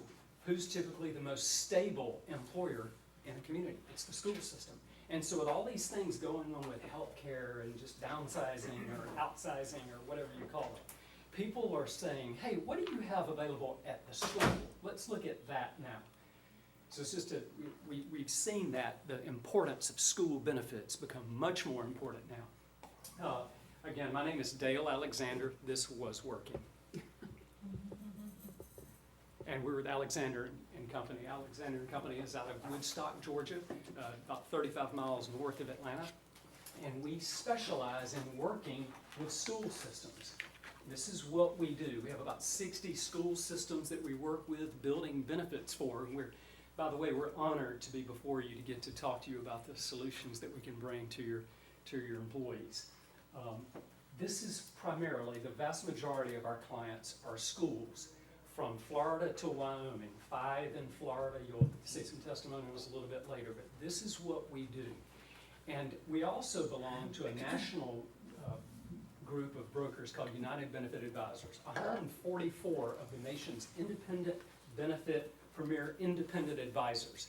And we're able to share resources and best practices and wisdom and teams and bring our clients back some of the best thought ideas and tools in the nation. And you get to benefit from that. And we'll talk about that, some of these tools a little bit later. So we truly have local presence and national experience. Today, this is a big decision that you all are making. The stakes are very high. As we talk to dozens and dozens of school clients that we have, and we talk to them early on and we ask their committees, why is this a big deal? They'll tell us that they have a difficult time, employees have a difficult time sorting through all of these things, figuring out how to make decisions and all of the benefits that they have to make decisions about, especially wrapped around healthcare and just what to do. It's difficult to know what to do. And the stakes are high today because we know that people will be successful financially to the degree that they manage benefit decisions wisely. Because this is where we do most of our financial planning for our families. It's at the places that we work. Our firm is a full-service firm ranging from healthcare teams to voluntary benefits, technology, call center, even down to 403B investment consulting. We can help with that. That's what we do. In fact, we promote basic financial planning through employee benefits. And we do that by creating environments where people are comfortable and find it easy to make their best decisions. That's what we do. As a broker, there are two things that we bring to a client, and they're all wrapped around the concept of leverage. And you use leverage today in the things that you do as a school system. Leverage is using a small amount of effort to accomplish a large amount of result. That's what leverage does. So when you buy things like buses and hot dogs and footballs, the size that you represent can command more respect in the marketplace and a greater output from the marketplace. For example, if you're a school system and you had 12 employees, 1,200, or like our largest school of 12,000, the larger body that you represent, just in economics, the greater things you can demand from the marketplace. As a broker, we bring the leverage and the weight of our 75,000 employees that we represent to the marketplace when we send your data out. They don't necessarily just look at you, they look at what the totality of that firm represents. And as we just work with schools, this is what we do. And companies know there's that focus there for schools. And that's one of the things that we're helping to create for our clients. So what does that leverage typically do? It brings pricing down and makes for richer products. Historically, the pricing goes down and the products get richer. And that's the concept of leverage. The second part of leverage is that when you have one firm that you work with versus lots of agents selling things in your school, when you have one firm that helps you craft vision and strategy and kind of dreams along with you, you're able to get tools and resources that you normally wouldn't give by having things broken up with different representatives. Well, let's look at some of these things. I think you may have mentioned coming into the 21st century. Tools like, we call this our benefits portal. And let's look at your Employee Benefits Center, a website where all information is going to be contained. And this is not just insurance information. It can be personnel and HR, lots of different things, handbooks, policies, but videos and frequently asked questions and highlight sheets and all of this information, having one place where employees can go to get all of their information. The second part of the tools is education and communication. Sometimes people will ask us, well, how are you going to handle an enrollment? How are you going to take care of our people? And we really don't know how to answer that yet. Because what our job is to bring you the ideas and thoughts and tools that many schools, dozens of schools use, and figure out what's best for you all. You may want one-on-one meetings with your employees. You may like more kind of small group enrollments where it's less threatening to people. You may like a call center. You may like self-service online. We really don't know. But that's our job, is to kind of craft a strategy and what do you want for the service that we bring to you. But there are many tools, from video teaching to wallet cards to posters and postcards that's sent to homes and benefit guides. All of these tools and resources you're able to take advantage of through leverage and having a broker. Also, what if we could help you with things like new hire or enrollments, where you have online information anywhere in the world somebody is, if they want to, or if they want us to walk them through that and do it for them. But anywhere in the world somebody is now, they can see what they have, who's covered, how much it is, who the beneficiaries are. things like this, where you can see plans and videos and the summaries of these products. Again, technology is only meant to enhance, not to replace Excuse personal me, Mr. interaction. Alexander, we did have a 15-minute limit on presentation. I'll give you another 2 minutes to Okay. wrap up. Travis, I'll let you talk about healthcare consultant.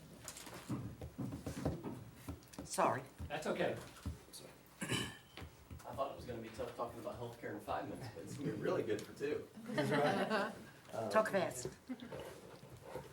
You know, as we meet with our clients, there's 2 primary things relative to healthcare that's likely on your minds.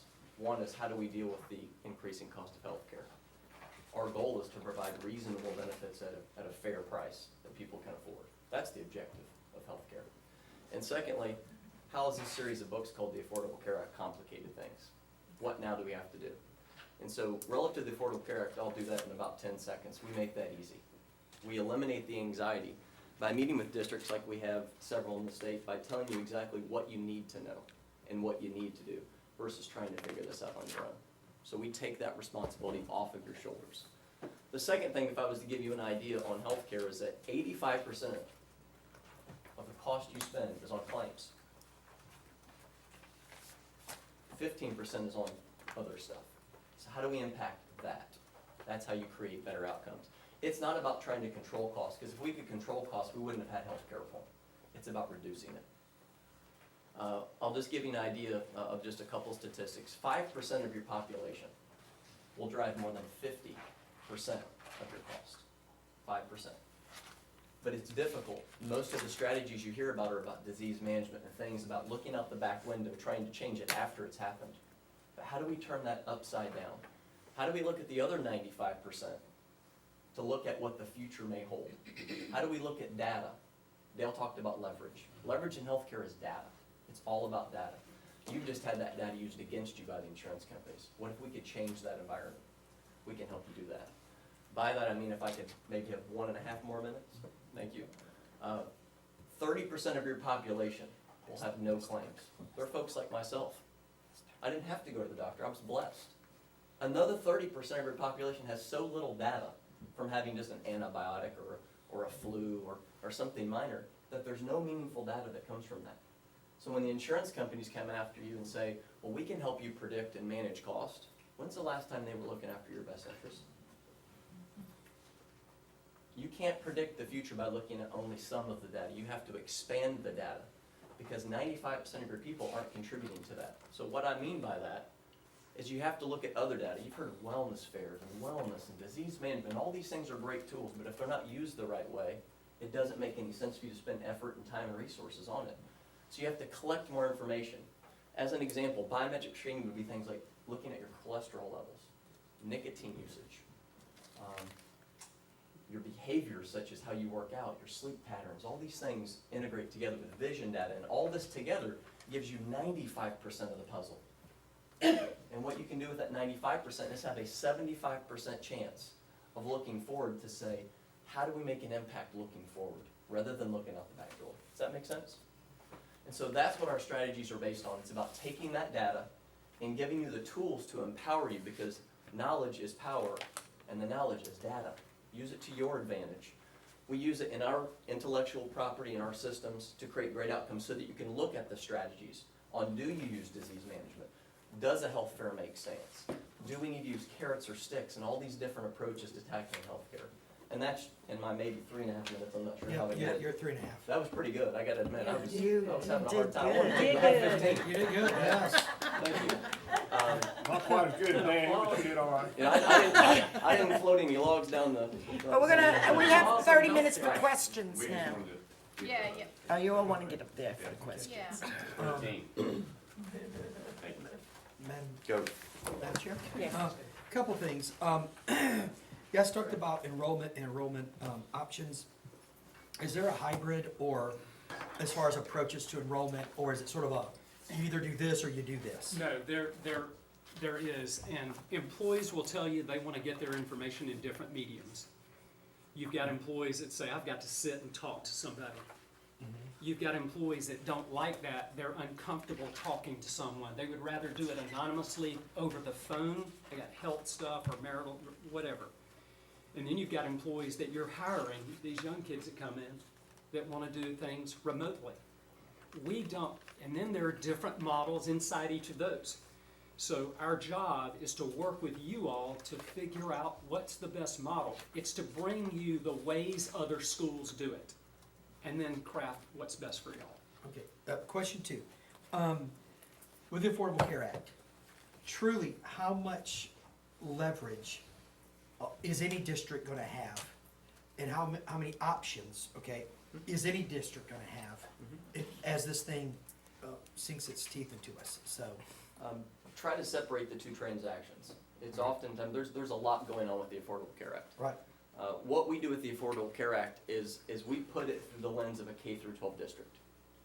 And we only bring to light the things you need to worry about, because there's a lot of noise that can cause people to be worried about things they shouldn't be worried about. right, So what I mean by leverage is we don't find that ACA compliance is an issue for most K through 12 schools. You know why? Because you already offer affordable and qualified insurance to your employees. And you're offering it to the vast majority of your workforce. Even those people that for most corporations like Waffle House don't even have access to benefits. You offer this to custodians and bus drivers. Right. How many hours do those folks work? This law was not intended for a K through 12 school. It was intended for our clients like Waffle House, okay? So to put this issue in perspective, you do have leverage, but the issue is not to focus all of our time on healthcare. It's to focus on the elements of healthcare that are relevant and to create strategies that make it obsolete and efficient, and to integrate more of our time and effort on controlling costs, or not controlling costs, but reducing it and putting the strategy in place there. right. So we're gonna have options moving ahead. Absolutely. Okay, all right, thank you. Any other questions? Would you guys bid against your own company? I mean, to see, in other words, other companies bid out healthcare and, I mean, I'm looking for a broker that's gonna say, I know you're tied to the healthcare industry here, but are you open to other healthcare options if it doesn't work out? You mean like with Blue Cross versus Yeah, United yeah, Healthcare yeah. versus Aetna? I think, Terry can, I think we can talk about different things. I worked for Blue Cross and Blue Shield for 8 years, and I loved it. I was doing really good. Broke all the records, went on all the trips, blah, blah, blah, that was great. But when I sat with you and you said, Mr. Blue Cross and Blue Shield rep, I see my renewal here. Is there anything better than I could do? Well, being raised by my grandfather, I got in trouble with Blue Cross because I said, you know what, there probably is, but you need to lean on your broker, on your agent to help you with that. I'm not gonna be the Blue Cross rep that says you need to call United Healthcare, but I kept all the competitor files at Blue Cross. I knew what was going on elsewhere. In 1 year, Blue Cross may be the king of the mountain, and the next year, Cigna may be the king of the mountain, and you never know. I knew in my heart of hearts that if I sat here and told you, oh yeah, Blue Cross is the greatest thing for you, it may not be, so I left. That is the main reason I left Blue Cross and Blue Shield. I'm looking at Ann Crabtree over here, and she's going, is this the best thing for me? Well, back at the time, there was only Blue Cross and Blue Shield here. It was easy in in Putnam County. You walk around here and said, yeah, Blue Cross is the best thing for you because there's nothing else here. Well, the great thing we have now is United Healthcare's here. They have the same, if not a 2% better network here. Aetna's coming. They want to be here badly. And we're talking about just health insurance alone. You have lots of parts and pieces to this. There's lots of stuff that Tammy takes care of in her office with the life insurance and the dental and the disability and the vision. And I can't believe her head hadn't spun completely off trying to keep up with all this. We put it back on. But as us being brokers, that's our job. Our job is not to work with Blue Cross. And I'm probably being recorded, and I'm probably gonna get a phone call from You Blue Cross answered my later. question. All right, so our job is to find what's best that fits for you and put it in Yeah, your we want place what's for you. best for our employees, and Absolutely. what's worse for everybody else. Right. We have no commitment to an insurance company. No, No, We have no loyalty. You have the leverage. We have no loyalty to an insurance company, so. and neither do we. I mean, we like having a relationship with them because it's gonna benefit you, but it does not mean that we are loyal to any particular insurance company. We love working with benefit committees. That's been our model. 10 to 15 employees cross samplings of your population.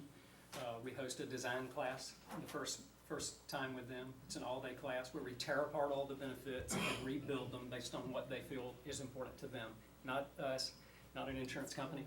Then we take that data, and that data goes to dozens and dozens of insurance companies. And then they send that information back to us. We have a second day called the Benefit Selection Day, so we'll need 2 days from your committee. And we take them through that day. It's in the proposal. Everybody will get their own books during this day. And we want competition to happen on top of the table. we want it to happen in front of a group of educated buyers. And that's what this day is about. The first day is to teach and get thoughts and ideas. Then it goes to the market, let competition fight and drive pricing down. You start defining how the market works for you, as opposed to being told what you're gonna have by insurance companies. And that's the second day where people see in black and white, side by side, what's in their best interest. And we want employees to make that decision. We want them to see what's best for them, not us. We lead that and guide it. But we teach at the first day so that they see what comes back and understand the second day at the selection day. That way it creates champions in your community, and then they go out and tell the story of what you all did. And by the way, one of you needs to be on that committee going through the design and selection day. It's a very powerful process to watch. Reviews. So we have a plan, we've gone through the classes. How are reviews done of our policies and our insurance? Is that annual? Is it semi-annual? Is it Well, I ongoing? get tired of it. Well, yeah, I guess I would answer that on behalf of our organization, that it depends on the client. I would say healthcare is something that people take a much more mindful eye on, and it typically is managed on a monthly basis, with more deep dives, if you will, on a quarterly basis. But the frequency in which how we meet and when we meet is ultimately determined by you and the committee and the leadership team on what's appropriate for you. But I've just given you the flexibility that it's usually not more than monthly in terms of that type of review, and oftentimes much deeper quarterly and then an annual. But if you're going this path, just in case you're asking, your renewal should not be a surprise. That's right. Okay, so whether you're self-funded, and we look at going that route, because of the size of your group, we would look at it, or you're fully insured, it should still never be a surprise as to what's gonna happen at the end of the year. We should all be in the same boat, we should all be seeing what's going on from month to month, quarter to quarter, and then we all know what's gonna happen at the end of the year, whether we need to make changes, whether we need to go to bid, whether we need to do whatever it is to make it work for the district. Okay, thanks. Any more? Anybody from the, oh, go ahead. Yeah, I had a Sorry. couple. Looking at your packet on the RFP, I've noticed that there are very many similar, districts that you represent, and I just wanted to know what strategies you have employed to help lower those cost drivers, and, you know, what you felt like would be beneficial for our district. Employee representation. It's best if we find out, as we walk you through, from a financial planning model, how benefits, what the function of them is for. Products range from limits and features. So I just think it's important to have employee representation and take them through a process where we debate, have dialogue, discussion to find out what you all want, and then have companies fighting for your leverage. And I wanted you to elaborate. Just to expand on these tools, I gave you just an idea of one of the most effective tools we use for clients of your size. Again, it's all about creating leverage, which is data that puts you in the driver's seat. And so we use information as power, and we use that to your advantage. And our proprietary solution is called DataSmart. That's one of the most effective tools we've used. I'll give you just one example of a school district in Tennessee with 3,200 benefit enrolled eligible employees. They actually had two providers, Cigna and Blue Cross. But we noticed that the claims for Cigna were running much higher on a per employee per level basis. But with data, you can start taking action and draw conclusions. And we were able to provide a report that said, by moving that business to strictly Blue Cross of Tennessee, there would be over a $700,000 savings to the plan. And so we brought that to the committee, then to the board. The recommendation was made to move to that. But that's just one example of creating data that you're not going to get from the insurance companies. I noticed that chart on data mining, and I think that's a good move. Do you remember what school district that was? In Tennessee? Yeah. Yeah, it's our client, Sumner County Schools. Summer? Okay. And Yep. so you're saying DataSmart is you own DataSmart, that's part of, That's part of our United Benefit Advisors family. okay? It is So we technically, don't pay any extra for this software or this? we data use that analysis? as part of our overall strategic plan. Whether we use that with you all is determined by the committee and what our goals and objectives are, but that's just a sample of the type of tool I would recommend that we look into. And that'll give you the ability to have the leverage to go back to your companies, whether it's Aetna, United, or Blue Cross. I mean, basically, you're saying you have no allegiance to any, and if we're Yeah. not getting what we need from current Make a change. health insurance, you will make a change, Got it. and there will not be any stress for Tammy or Rhonda, or you take care of all that. Yes, you got Less it. stress. You got it. Less stress. Less- That's the question, that's the same question I asked. In the beginning, Billy is. there were comments made about, way back when we started talking, way before this whole process of going to bed, that, you know, we're stuck with Blue Cross. Nobody will touch us with a 10-foot pole. I said, you know, if you don't mind me looking at your claims data, that's the first step. Let me look at your claims data, and let's just see if you're stuck with Blue Cross. Not throwing stones. If the broker's telling you you're stuck with Blue Cross, you're trusting your broker. But there's a lot more pieces to DataSmart than just pulling the claims. That's the first thing we look at, obviously, but that's not what helps us get control of what's going on in the future. Otherwise, you made a comment in the December 9th meeting that we get a good rate here, and in 2 years it goes up. We get another good rate, in 2 years it goes up. The DataSmart helps us put parts and pieces into place where that does not happen. We don't want that happening. We want to get control of this and help drive down the cost. And if you look at some of these letters of rec, just some of the statements that are in here, I mean, basically that's what they say, is that as we continue to have rate increases, we brought in Alexander and Company, and we have now a 2.8% rate increase this year and a 0 the following year, and they're very excited, but you've got to get past just the claims. Let me expand on that. Gilchrist County Schools did not have a broker. They had a relationship direct with the insurance companies. And so they were able to engage our firm without any impact to their cost. And the sheer fact that insurance companies know you're working with someone that understands how things need to work and how they do work, we were able to also compensate ourselves in the plan at no cost to the school district and reduce their cost from 2.8% to 0. Yeah. And that was without DataSmart.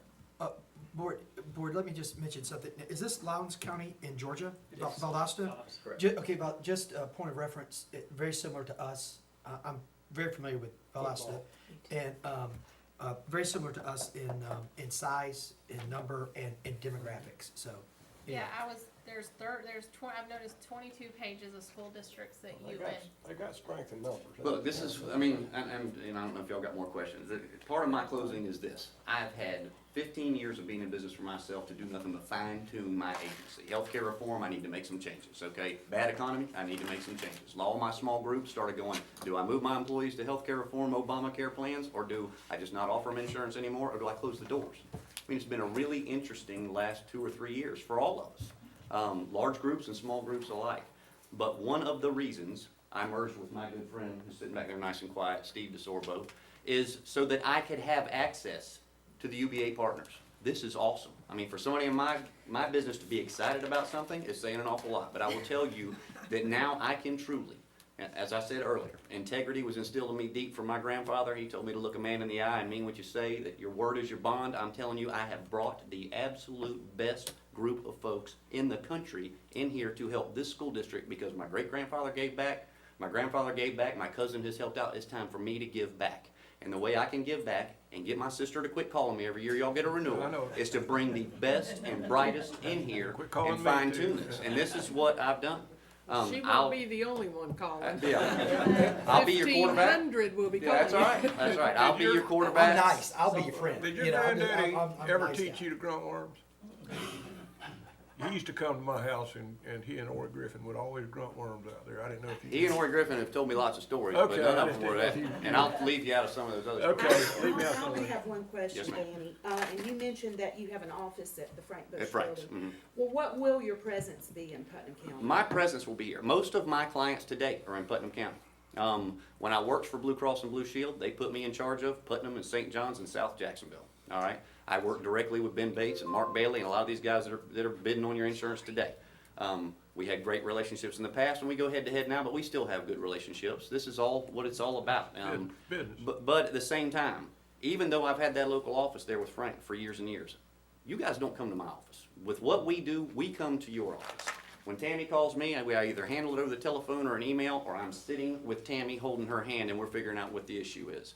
That's how we work, and that's how I'm going to continue to work. I'm going to be the quarterback. This is going to be my team of experts. This relationship will start and stop with Danny Page. Period. I think this is great that I have this team of experts. I couldn't do this and do justice for this school district without this team of experts, but I have got the A-team here. I mean, that was my goal, and I brought them, so that's why I'm here. Don't wanna leave Brad out. Brad's my wingman, Brad Bennett, he's come over from Tallahassee, he's my wingman. So as we're working on this, there is a lot, y'all have got to know this, there is a lot of change coming when you make this broker change, okay? To bring you into the technology that they've been showing you. There's a lot to go over, there's a lot to learn, there's gonna be a lot of transition. But we have a relationship, we've had a relationship, there's no difficulties here between us. And I have a team that will make this as seamless and transparent as possible. But it's gonna be an interesting year working our way into the 21st century. Okey-doke, y'all need any more? Awesome. Any more questions? Anyone in the audience that would like to ask a question? Paul? You can stay there. Oh, thank you. I've jotted a couple of questions down. Y'all have looked at our claims history, you know what our plans are. And let me back up a minute. Y'all can sell any health insurance? Absolutely. Okay. And y'all have looked at our claims history, you've looked at our plans. Surely y'all have crunched numbers. At this moment in time, as we sit right now, what would your rates be? Yeah, let me back up with that, because we haven't been able to put numbers into DataSmart and all that. I started working this process long ago with United Healthcare. They're very eager to come into Putnam County, very eager, okay? I refuse to let them release rates, okay? Y'all are a public entity. So if 6 months ago they would've gone, we wanna come in there so bad, here's the rates. From that point, Blue Cross is gonna raise their hand and go, hey, this is subject to sunshine laws, they have to go to bid. Now we've seen United Healthcare's rates, let's go to bid, okay? That's the unfair way to do it. I will tell you, as best I could tell, speaking to the vice president of sales, took over this district. He moved his sales rep out of the way to where that's how bad they want to move into Putnam County wholeheartedly. The only reason they have a great presence here now is because GP was bought out by Coke, and their national coverage was through United. And that helped United build their network quickly in Putnam County. So that's great. They wanna come in here. They wanna come in here badly. They wanna look at your claims more. This was probably they hadn't had claims in 6 to 7 months. But there was nothing on there that threw the red flag to them. You have 3 or 4 different plans in here right now. So what they look at is the claims on each plan. The first set of claims that were sent to me were for the plan that had the most claims on it. And I went, whoa, maybe you're right, Phyllis. Maybe nobody will touch you with a 10-foot pole. The plan that was finally sent to me, and this is not anybody in here that was holding it up, okay, me getting the plans from Blue Cross, but the plan that was finally sent to me that the majority of your employees on was running at a great loss ratio, very strong loss ratio. And I went, wait a minute, y'all got a handful of people on this really rich benefit that are pounding those benefits out, but the majority of your people look pretty good. I will tell you that I sound familiar? Yeah, I'll tell you that handling your life insurance, I see claims come through on the life insurance side that shouldn't be, okay?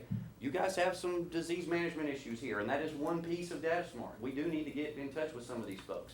Some of these folks, I grew up here, I'm not casting stones, I've still got a dog box, okay?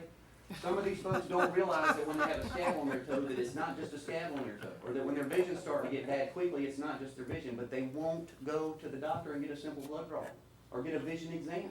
They can see all kinds of diseases in a simple vision exam or a blood draw, and yet you know you got diabetes, and it's not a good thing if you don't get it under control. So, back to your original question, you have another very large health insurance carrier. We keep concentrating on health, but we've had lots of benefits here to work on. But with your health insurance, I know for a fact United Healthcare was gonna come in here less than Blue Cross and Blue Shield 6 months ago, okay? I stopped them from releasing those bids. It was kinda like a bell I had rung and I couldn't unring, and they were coming wholeheartedly, and then I said, well, I will tell you, because of my relationship with Blue Cross, they're gonna throw the flag. And then they're gonna go to bid, and you're gonna have to go reconstruct those numbers, because Blue Cross has seen your final numbers now. So we stopped everything, so. One more thing. Go ahead. Remember we talked about 85% of your cost is generated from claims? The insurance companies aren't going to be releasing a quote 6 or 12 months in advance. Right. So things have changed since then. Things Right. could have got a lot better. So what we're going to do is we're going to get new information. Right. We're Updated gonna data. compile new conclusions, run these through our own underwriting actuarial analysis tools, and then take that second step, which is evaluation. What is a fair administrative cost in your mind? Including reinsurance and all? Yeah. Go back to the slide. A group of your size would be about 85% in claims and 15% administration. So 15% administrative fees is what we should expect. That's very common for a group of your size. That would include reasonable profit margins, reinsurance costs like stop-loss insurance, which you don't see all these things behind the curtains right now. But if we were to peel the onion back and start looking at all the components of cost, 15% is administration, 85% of that is claims. And Ms. Criswell, you did say something earlier, our claims history is really not that bad. It was. I It will give you was this. for has, what, a few years. years ago. It was when I was on the insurance Absolutely. committee, Indeed. and that's been a long And time another ago. part of his, he had to kind of run through that, but another part clearly states that there is a significant turnover in those high claimants. Okay, so it's kind of hard to just take a shot at those high claimants. So if they're turning over, we also have to look at the other pieces as well. You know? Question, Danny, with dental insurance specifically, because we're not talking just health, right? We have Absolutely. We have dental involved in this as well. Is there gonna be any lapse of coverage if there was a changeover? Oh, no. Because you know, there's a waiting period Yeah, for no. some dental, 6 months, a year, whatever. You've got so- prior coverage, they waive the waiting periods when you move to current coverage. You're all good there, Okay. especially with a group your size. All right. All right? Okay, any other questions? We're gonna close this portion. Thank you Thank you so very much. Did a great job, guys, Thank you. really. Thank you so much. Thank Oh, you. I'm sorry, Very we nice. Mark. Oh, you- Mark. Oh, Mark, I'm sorry, No, Mark. it's okay. I actually didn't have any questions for this group. This was, I would say this was the one I scored the highest. Opinion. So, Very good. Okay. Thank you for that. Nice to meet you all. All right. Nice to But meet you. Danny, I will tell you, And they're our not the hopes back and, office, they're the prayers go out front. to your community right now. Rhonda's the front That office. was tough seeing the news this morning. Just I know. because Students. we I can't was do a anything Air without. Force reservist, and Finance I did all my time at department. Moody. just been keeping Yeah, I just I know. exited I in just thought it January, was but yeah. In proceeding with a 15-minute presentation, and then we have 30 minutes for questions. So if Fantastic. you'd like to begin, please, the floor is all yours. Great. Thank you very much. I'm Mark Bailey. Good morning, and thank you very much for the warm welcome, Madam Chairman, board members, Superintendent Criswell. We very much appreciate the opportunity to be here today, and I know that I'm on a very short time frame here, so I'm going to go through this very, very quickly. One of the first things I wanted to do is introduce our team members who will be presenting to you as well today. Each one of us have a small part in our initial discussions, and we'll certainly chime in answering questions that we will have following this. Sabrina Abear is the manager of our group department, group benefits manager. Travis Cummings, our vice president of sales. Madison Cofield is our director of health promotions, which is our wellness team. We have 4 full-time wellness coordinators, and she'll share their successes with you. And our head of our marketing and technology is my oldest son, Mark Jr. I just want to, a couple things in the short time that I had, I thought it'd be important to share our history of our company with you. My father first moved to St. Augustine in 1954, and I joined, the company that he joined was Thompson Ryman at that point. Later became Thompson Bailey Baker. And in 1984, I joined the company as a producer of life insurance, health insurance, and property and casualty. And then I ended up purchasing his interest in the company in 1989. So he, although we would say retired, he's 90 years old and still comes into the office each and every day. Good for him. Today. So it's Good for him. very, very important part of our history and our culture. And then in 1996, I felt like it was important to focus on employee benefits, individual health insurance, and life insurance. And so I separated the companies at that point. I had 2 staff members. We remained in that building on Cordova Street. And Sabrina Abear was actually one of the 2 staff members that began with the company at that time. The other staff member is also still with us today. Today, we have 54 total staff members, actually 55. And this is just an org chart to just give you a feel for the company and the breadth of the company. And a couple things that I would want to point out here, I think that are critical. And one is the health promotions team. And again, Madison will touch base on that. But we hired our first wellness coordinator in 2006. And that was well ahead of the curve in terms of the initiatives in wellness. And we have some incredible success stories to share with you in that regard. We also have an individual health team. We have 8 associates. We're a contracted general agent with Florida Blue. And one of the things that we've been able to have a great deal of impact on, particularly with our governmental groups, is the removal of retirees from the group, which can impact your costs. working with our groups to make sure that COBRA participants that are eligible, who typically are some of your highest cost members, when they exit the group, if they're going to continue their COBRA coverage, they tend to have some medical issues. And we're able now with the Affordable Care Act to move those individuals off of the group. So we have a very detailed initiative to work with all of our accounts to counsel those members so that they understand all their options that they have. And I can go into greater detail in that regard a little bit later. And lastly, I just want to share with you in terms of the Affordable Care Act, when that was passed in March of 2010, we had about 30 associates. So we've almost doubled in size during that time. Our commitment was to make sure that we are ahead of the curve in keeping our clients in compliance, helping them to manage the process, the additional work that they have to deal with each and every day. And I think that we have proven ourselves to be a leader in that regard, and that's one of the reasons that we've grown so much during that time. We have placed significant new business and added a great deal of staff, have very detailed meetings every week still regarding the ACA, and we're going to continue to make sure we focus on that so that you don't have to worry about it. These are some of our valued clients, and most that you would recognize. We have just over 300 group accounts across the state and the country. And while it's so important for us to make sure that we focus on the big picture of the financials, the plan designs, the administration of the plan, the communication of the plan, I think what I want to leave you with before I turn this over to Sabrina is that every day we deal with situations that impact your employees.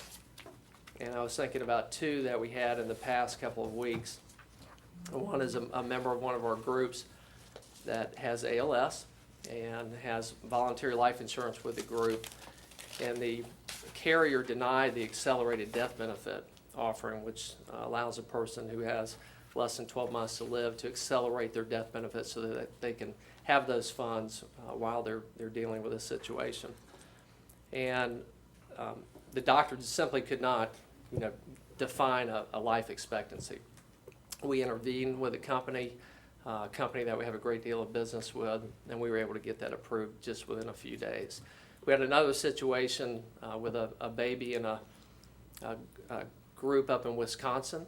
We moved part of this account from Blue Cross to United Healthcare.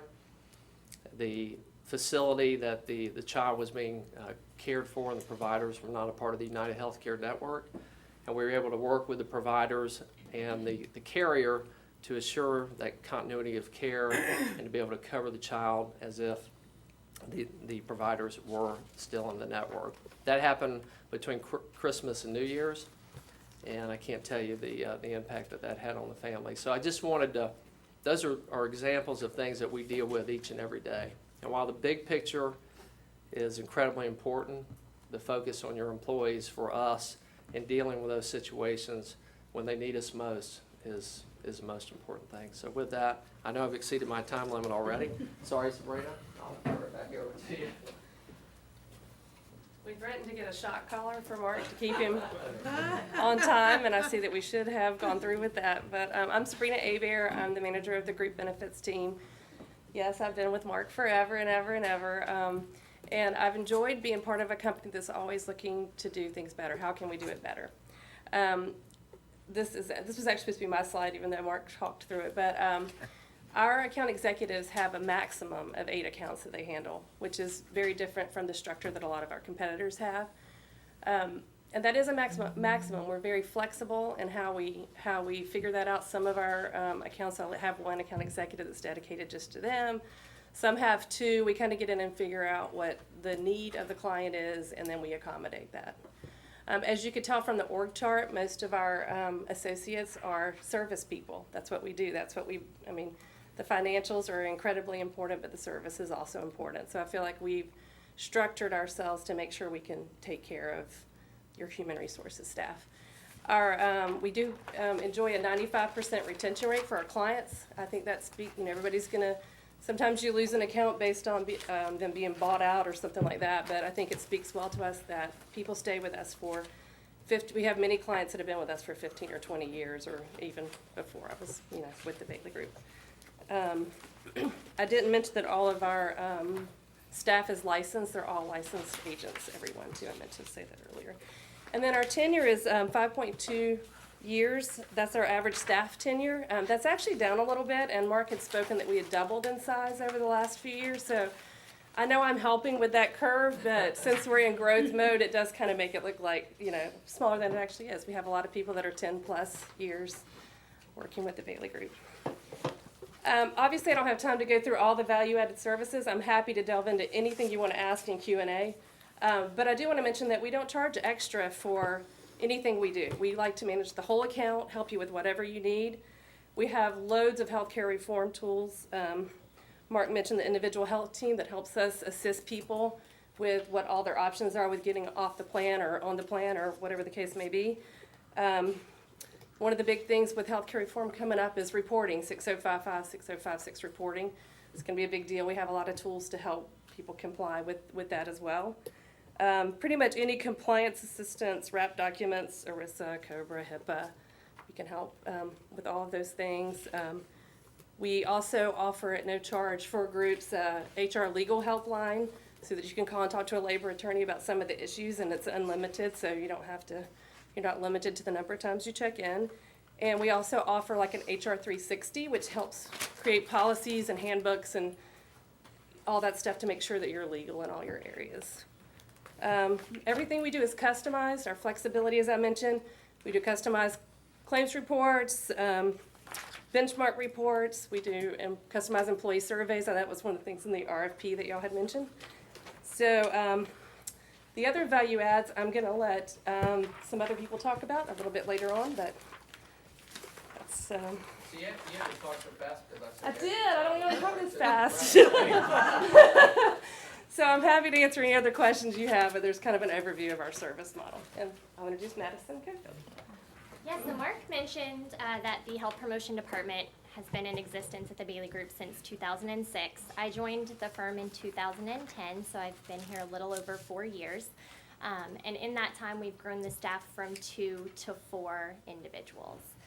And what makes our team unique is that we each have our own specialized background related to wellness. So my background is in business administration. Jamie's background is in public health. Hannah has a specialized degree in nutrition, and Bailey is a certified health educator. But we wrap that up and we synergize with each other really, really well. We share an office that is about 1/4 of the size of this room. So in terms of sharing best practices and troubleshooting with our clients, that's really where we consider our strong suit. Currently, we service 35 large group clients. We are available free of charge as a value add to any group with 50 or more employees. So we would be here to help you as much as you need us to with your wellness program. We always say we can be as involved or as uninvolved as you all would like us. I've listed some of the award-winning programs that we have here, but just wanted to highlight that anytime there are awards in the marketplace, we can help you source those and apply for those. It's a really nice pat on the back for the wellness program and the leaders in your organization that help with that effort. But our true bread and butter is with wellness program design. So we work to understand the specific needs, goals, and objectives of the organization. We understand that wellness is not a one-size-fits-all model for all organizations. So once we understand those needs and objectives, we'll work to create, manage, implement, coordinate, and even evaluate the workplace wellness effort to help yield the desired results for you all. We do that by maximizing the carrier resources, so we are very familiar with the offerings of Florida Blue and the Better You from Blue team, and we'll help you squeeze out every little bit of efficiency from those resources, and then help supplement wherever we can. Also wanted to mention, because I saw the flyers posted in the hallway related to the health fair, that for 2015 we already have over 50 health fairs or health screening events on the books. And generally it's 1 or 2 of our team members that are very integral in the coordination, vendor management, and success of those events. And lastly, just to touch on compliance, basically just to reassure you that whatever wellness recommendation we bring to the table or whatever wellness program we evaluate for you, we'll make sure that you're in compliance with federal and state regulations. And back to Mark Jr. Three minutes, guys. Okay. I'm Mark Bailey Jr. I'm the marketing coordinator at the company, and I'm here to talk to you about employee communication. And I think employee communication of benefits has never been more important. I think benefits are already confusing enough. So throw in the Affordable Care Act, and it's mind-boggling. So there's 6 key areas where we'll be able to help out right away. The first one is Benefits at a Glance booklets, which we print and produce in-house. It'll have a letter from the superintendent welcoming the employees to their benefits. All the benefits information is in there, and on the back there's actually a sheet with contact information. So if people have questions, it's really easy for them to find out who they might need to contact. The second one is HR Connection. That's a website we'll throw up that has, you can think of it as your HR home. So you can host forums on there. We use it personally to host, if we have meetings that we record, we'll post those on HR Connection. So you can get as much out of that as you want. You can use it to time track and vacation track. It's a great resource. The enrollment and new hire videos are something that I personally love because I think video is a great way to communicate benefits. And so what we'll do is have the account executive sit down and record a PowerPoint. We'll then turn that into a video and put it up on a website, send you the link, and then you'll have the link to give out to new employees or employees that just have questions about their benefits if they weren't able to make the new hire presentation. So custom enrollment forms are great. We'll actually create a one-page form for your benefits enrollment instead of having a bunch of different things to fill out for all the different lines of coverage. You'll have one sheet that has everything on it that you'll need to fill out. The on-site open enrollment meetings are great for employees to go and get their questions answered from their account executive at the Bailey Group. And then benefit surveys are great to figure out if your employees are actually utilizing the benefits that you provide. Is there something that we can communicate better the next time around? So that's a great way to get feedback directly from your employees that are using your benefits. So thank you. I'm going to hand it over to Travis Cummings. They put me at the end with not much time left. They're smart. They know I'll go. This slide is important, members and superintendent and the rest of the fine staff here today in terms of those we work at in your area. Obviously, you see in terms of school districts, one that is a recent one that we actually, I think it was last Monday night, we were awarded at a similar meeting with the Baker County School Board. We're fortunate to begin working with them and had very stiff competition. We were felt very good about that, and you'll see Bradford County, Alachua County, Nassau, and obviously St. Johns County, which is our longest tenured client from a school district. You'll see utility authorities, you'll see Jacksport, obviously some of the city municipal governments, as well as Flagler County and St. Johns County. And I mention that because the environment, although it may be different in each and every one of those communities, the similarities of the voters that you are accountable to, the taxpayers, the union involvements, and making sure you're fair and equitable and honoring their contracts. Obviously working with your employees, who typically in the public sector are not going to be overpaid, many times often underpaid, so their benefit package is very, very important to them. So we want to mention obviously that as well. At the end of the day, while we've got obviously Ms. Odom and Ms. Criswell and Tom and Tammy and your team that we'll work with on a daily basis, we know that ultimately the elected body, in this case the Putnam County School Board, is our boss and who we work for, and we recognize that as well. With that being said, I know, Mark, you've got a couple things as we finish up here, and we'll allow him to do that. You got to keep it under 20 minutes. I'm just shocked that you stayed on track here, and I will.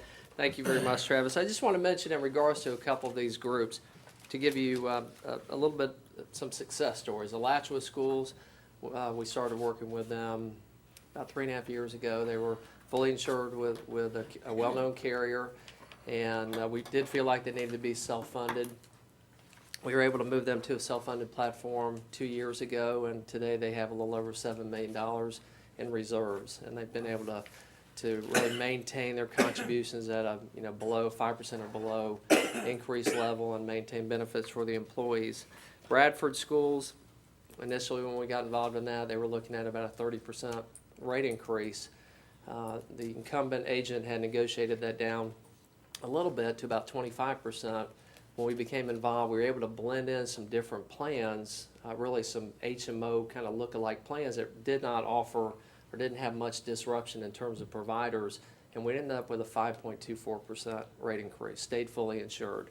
City of St. Augustine, Carrier came in with a 30%. We went out to market. We did move them to another carrier. They'd been with that prior carrier for 25 years with us. We were able to settle them in at about an 8% renewal. St. John's School Districts, we had an insurance committee meeting with them yesterday.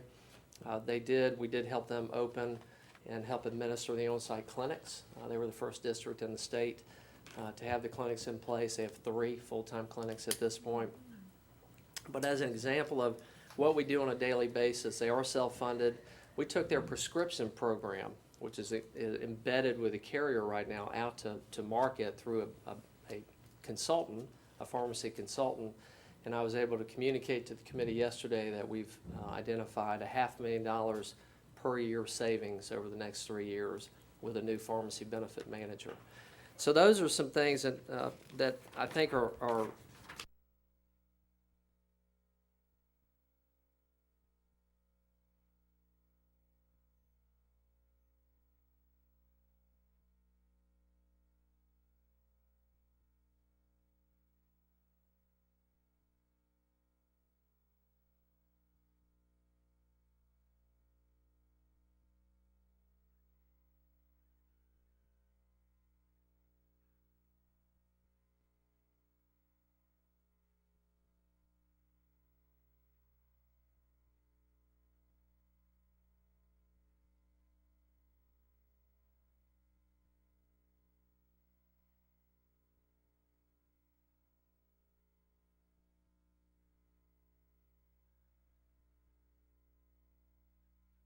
to you. So with that, I will wrap up a little bit over time. I really appreciate the opportunity, again, to be here. Look forward to answer any questions you have. Okay, board, any questions? Madam Chair, couple things. What size would a group have to be to merit a designated account manager in your mind? Is it size, or is it complexity, or Well, how is that? Yeah, it really, and Sabrina was right, we are very, very flexible. We have some accounts that have 3 or 4 account executives, at least 3.5. We have a couple, as she mentioned, that our staff members are on site with the client. So one of the things that we'll do that we feel is most important is assess the needs of the account and determine whether we do need to have somebody here. Do we need to have somebody locally that we can have access to like that? Typically, if we have someone on the ground in the account, the integration with your HR benefits team it's wonderful, and it has been very, very successful for us. In terms of the revenue from the account, I mean, it could be a 500 life group. We certainly, if we're going to have a dedicated staff member, then we have to look at the revenue and whether we can support that. But I can tell you that we make it, if we feel the need is there, then we tend to make it happen. Okay. Second, probably Madison, this would be for you. I'll never forget your name. That's my daughter. Good choice. So, we thought it was. She's a lot smarter than her dad. Hey, look, there's no argument there, and pretty like her mama, so we're all good. Perfect. What have you seen work in wellness? Look, this is something, probably as we've listened and sort of researched this is one of the areas where we can be proactive and help control some costs and help our people. What have you seen work? Because our county is poor. Sure. It is rural. Not a lot of secondary education. Post-high school education, right? So help me. Sure. So what has worked, especially most recently with a lot of our groups, is taking the wellness model away from throwing programs on the table and asking people to engage, and transitioning that program to something that's more individualized for the employee. So offering them the opportunity to pick and choose the wellness initiatives that make the most sense to them, and guiding them to make those right choices. Not just assuming that everyone needs help with nutrition, weight, or obesity. But many do. Can I Correct.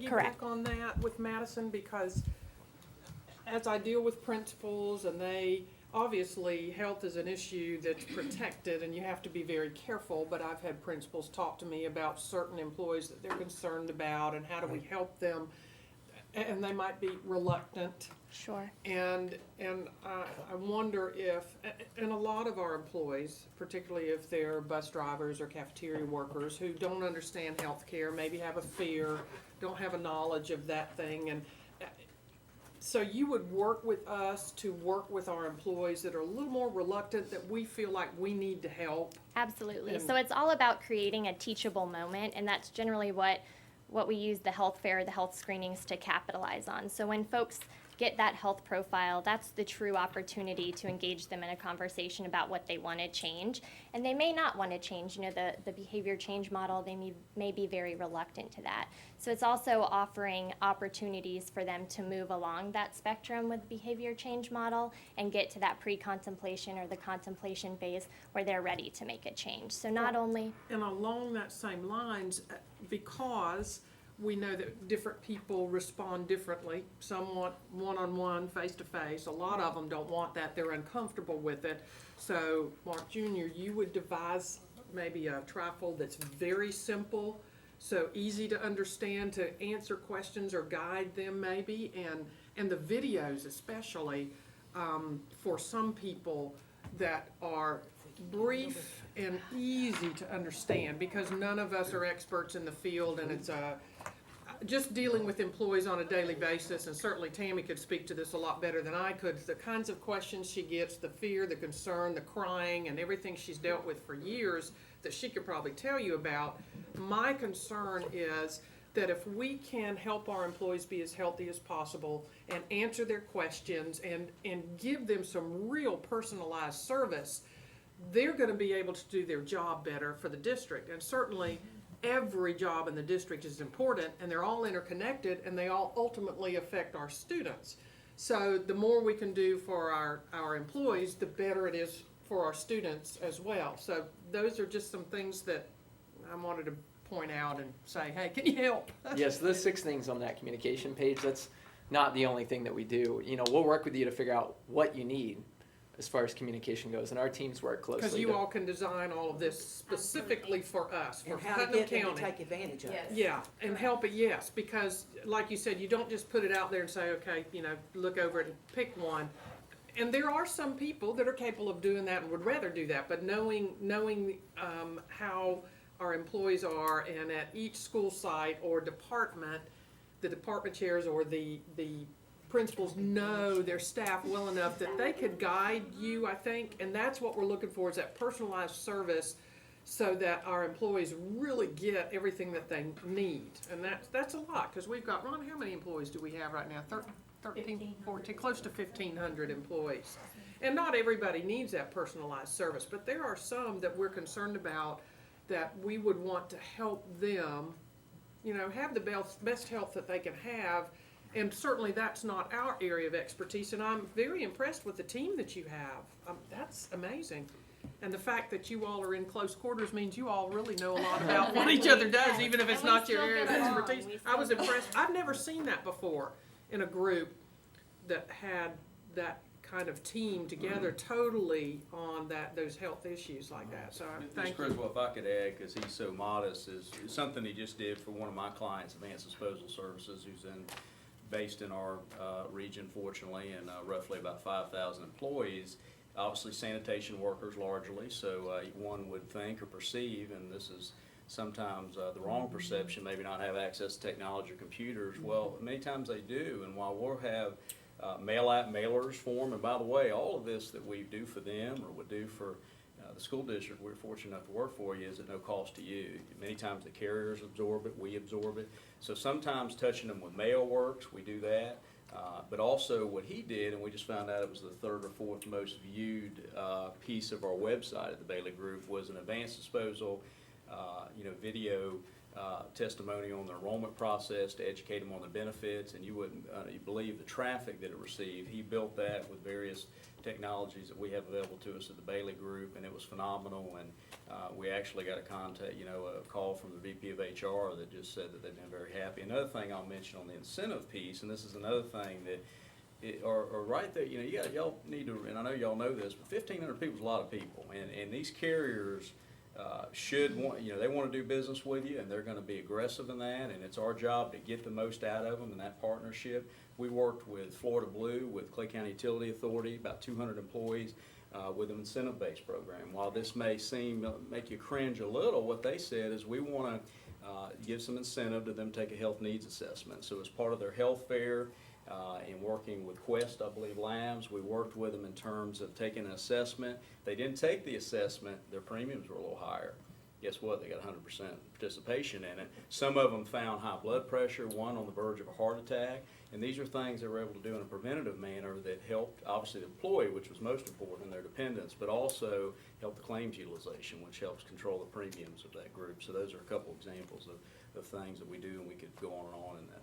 And in a very strategic fashion, just to kind of round it out, but our team, the Health Promotion Department, work very closely with the benefits team to make sure that the strategy that's presented on a long-term and a short-term basis fits with the wellness strategy, and likewise that the wellness strategy fits with the benefits strategy. So it all comes full circle and works really well together and complements pretty perfectly. Madam Chair, I have one more question. Enrollment, no one touched on enrollment, so could somebody talk us through Like online enrollment? how you would recommend doing enrollment? What would be the options on the enrollment And we can customize that however you want. I know Mark Jr. talked about customized enrollment forms. I'm not sure, are y'all doing paper now? Is that paper enrollments now? Yes. So, first step, maybe to customize the enrollment forms per person. So it actually says, here are the benefits you have. Do you want these, or do you want, here are your new options? We can customize them that way. We also have a lot of experience with online enrollment systems. We work with PlanSource a lot. We build it out ourselves. So therefore, there aren't implementation fees or anything like that. Can we do a hybrid? I mean, can you do both Yes. and? Okay. Yes, and so there are a lot of systems out there, and we have experience with pretty much the full range, like the ones that do everything and the ones that are, just pretty simple. Let's get people enrolled and let it spit out into an Excel spreadsheet. We can meet you wherever you are. Mr. Wright, they may integrate a call center to have more hand-holding on that, maybe a agent-assisted enrollment where we come out, we have a kiosk with a computer and help them, or maybe full-blown online enrollment. 1,500 employees, we'd love to get you About ready for online enrollment. automated if you're not, and but we'll do whatever it takes to either ease into that or go in it with both feet first. We can meet you where you are and just figure out what you really want, and we have experience across the board. I mean, we have some big companies that still do paper enrollment too, so. In the transition process, we think it's important to have individuals on site to help people through that initial phase of that online enrollment. But it will help from an administrative standpoint, from an accounting standpoint. Just reconciling statements, which is something we help do. It makes it, once you're online enrollment, it makes it pretty easy. Yeah, we want what's best for our employees and what's worse for you guys. Mark, do you have a local agent of record or contact in Putnam County? We do not, Mr. Buckles, at this point. We have, I think I heard loud and clear and understand completely the importance of having local presence, being born in St. Augustine. I was born in St. Augustine. Yeah, so, it's, these communities are very similar, and we support each other. And while we understood that, post RFP, kind of how important that was, we do have some relationships here. We've had some informal discussions, and that's something that we're absolutely willing to pursue. You would probably pursue a presence of some kind. Absolutely. We either have an office here of our own, because we are building more business here into Alachua County, and/or we would partner with someone here and make sure that the responsibilities are properly identified so that we can provide the best support and service for you. So, another thing, of course, I'm a fan of Blue Cross, they've been real good to me, I have to admit, but if it came to pass that, several things. One is, if they were not giving us the best deal, are you limited that you can't bid the insurance out to another company? Absolutely. Now, we are a Blue Cross Blue Diamond agent. Yes. One of the largest in the state, but we have a great deal of business with every carrier, with Aetna, United, Cigna, Humana.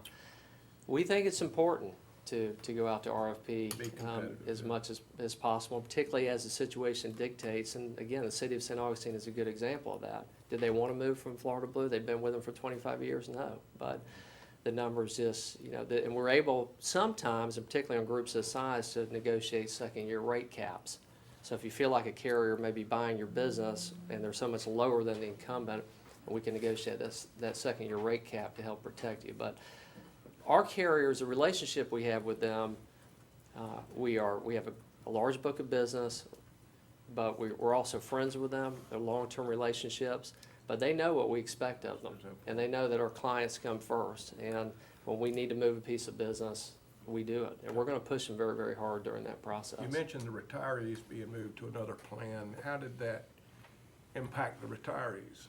In a very negative way, or? Well, it's their choice. Of course, they're able to stay on your benefits by statute. So we have our individual team integrated into the communication process. We actually have separate meetings for retirees at all of our governmental groups so that they can understand whether they're under or over 65, what their options are. We can compare their benefits. We just do a comparison and let them make a choice. We don't push them, but they're, for the over 65s, there are Medicare products that are zero premium. If their providers are in the network, we have hundreds of stories from retirees. They get calls, the HR and benefits departments at these groups get calls that it's amazing what you've done to help our retirees. And that's tough because retirees they want to be careful, and they're cautious about making those changes, but it's completely up to them. We just want to make sure they understand their choices, and the Affordable Care Act has allowed us to do that, particularly for those who are under age 65, because it doesn't matter what their health is. It's tough enough on the young families, but then you gotta mess with the retirees, and you're gonna hear it all over again. Right. Now, you were born in Flagler Hospital? I was on Marine Street, Dr. White. Plant. Dr. White. Right.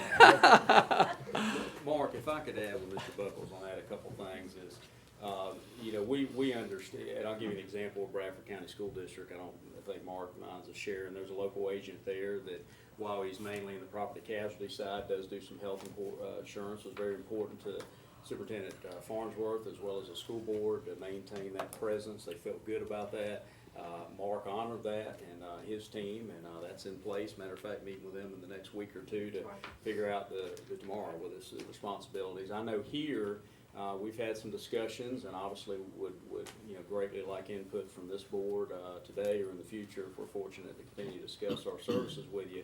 That is moving in a new location in the next couple of weeks. That's got some space, and that's important to us. Don't take it that we're putting the cart before the horse. But when Sabrina, it's her job to service these accounts that we're bringing on, and we look at 1,500 people. We're saying that we need to dedicate someone as well as get them over there. And Mark can attest to the St. Johns County School District. We've got someone not only in their offices, but a lot of clients that not only are in that community, but go to the school district office and sit with Tammy or sit with Rhonda or whomever on a daily basis and a weekly basis. So that's important too. We've got a track record of doing that. We do Paisley Crosby's from San Mateo, I believe. And I don't know how you feel about Mac McLeod, but he's in our building, and we see Mac. I was Paisley's pastor for a while. Yeah, that's right. He's personal injury attorney. Some of his politics are interesting, but Mac is downstairs. We see him a lot. So Paisley, Paisley's part of our she's in family. San Diego, Yes. but she still works for us. Yeah, she was actually, I'm at a different church now. She visited when she was in town a few weeks ago. She is sharp. We love Paisley. Yeah, she's wonderful. She sure is. And that's one of the things we do. I mean, we are scaled right now to add new business. But when we find someone great, whether we need them or not, we hire them. And we because we have a lot of initiatives that we want to take on for our accounts. We want to be ahead of our competition, and we want to make sure that, at the end of the day, you're thankful for the relationship and that you value it. So we quite often do that. And right now, we don't have space for anybody. Yeah, we're a little bit cramped. Well, Mark, let me just say, because it's just what I think. When you're looking at insurance carriers, certainly it's a for-profit business. When you go out to these carriers, if you're trying to get insurance for the Koch brothers, yeah, I'd charge them through the roof because they can afford it. St. Johns County School District has more money than we do because the property. We don't have beachfront property. Right. We are a poor, small, rural district, and if you read the paper recently, we're the poorest district in the state. So, as you approach those carriers, I think they need to know we're not some for-profit agency that has money to burn. We are struggling to help our employees, and that really is our bottom line, because the employees, it's a direct correlation. They live in this community. The more money they have to spend, they spend in the community, Right. and it helps the community as a whole. Right. And right now, when you look at anything about Putnam County or Palatka in particular, Palaco's a dying city, supposedly the #1 dying city in the nation. We're a part of this community. We are the largest employer, and we probably have the greatest effect on the community as a whole because we affect the children all day and they go home to all those families. So trying to be a part of the community and not just think about ourselves as an entity, but we are part of the community and trying to help the community to grow and to get better. And certainly that is related to our employees and how much money they have to spend in the community. And so the less they're paying on insurance, and then they feel better too, because it's overwhelming to say, okay, I'm gonna get a pay increase this year because Rhonda figured out how to do that, but then every bit of it and more is going to the insurance increase. So, and it's hard to explain to employees how we can keep that from happening. And so that's our struggle, that we need somebody that can really work with us. And certainly not just, health insurance is the big one, but then everything else too, the life, the vision, the dental, the disability, and then looking at individual employees who are reluctant or haven't had experience or maybe have had bad experiences and don't want to get into it, but yet need some help, health-wise, to guide them and help them so that they can have good health. So that it's huge. It's bigger than just broker of record. You know what I'm saying? It is, and it's quite a challenge. And I would tell you on the ancillary benefits that you mentioned, that market is still very soft. We were able to go out to market on the life, the dental, the LTD, in every case reduce costs. I can tell you that. On the health insurance, while I'd love to stand here and promise you that we're going to come in and reduce costs right away, I can't do that. Our goal over a long period of time and our track record is that we are going to be able to do that, particularly with the wellness efforts of Madison and her team.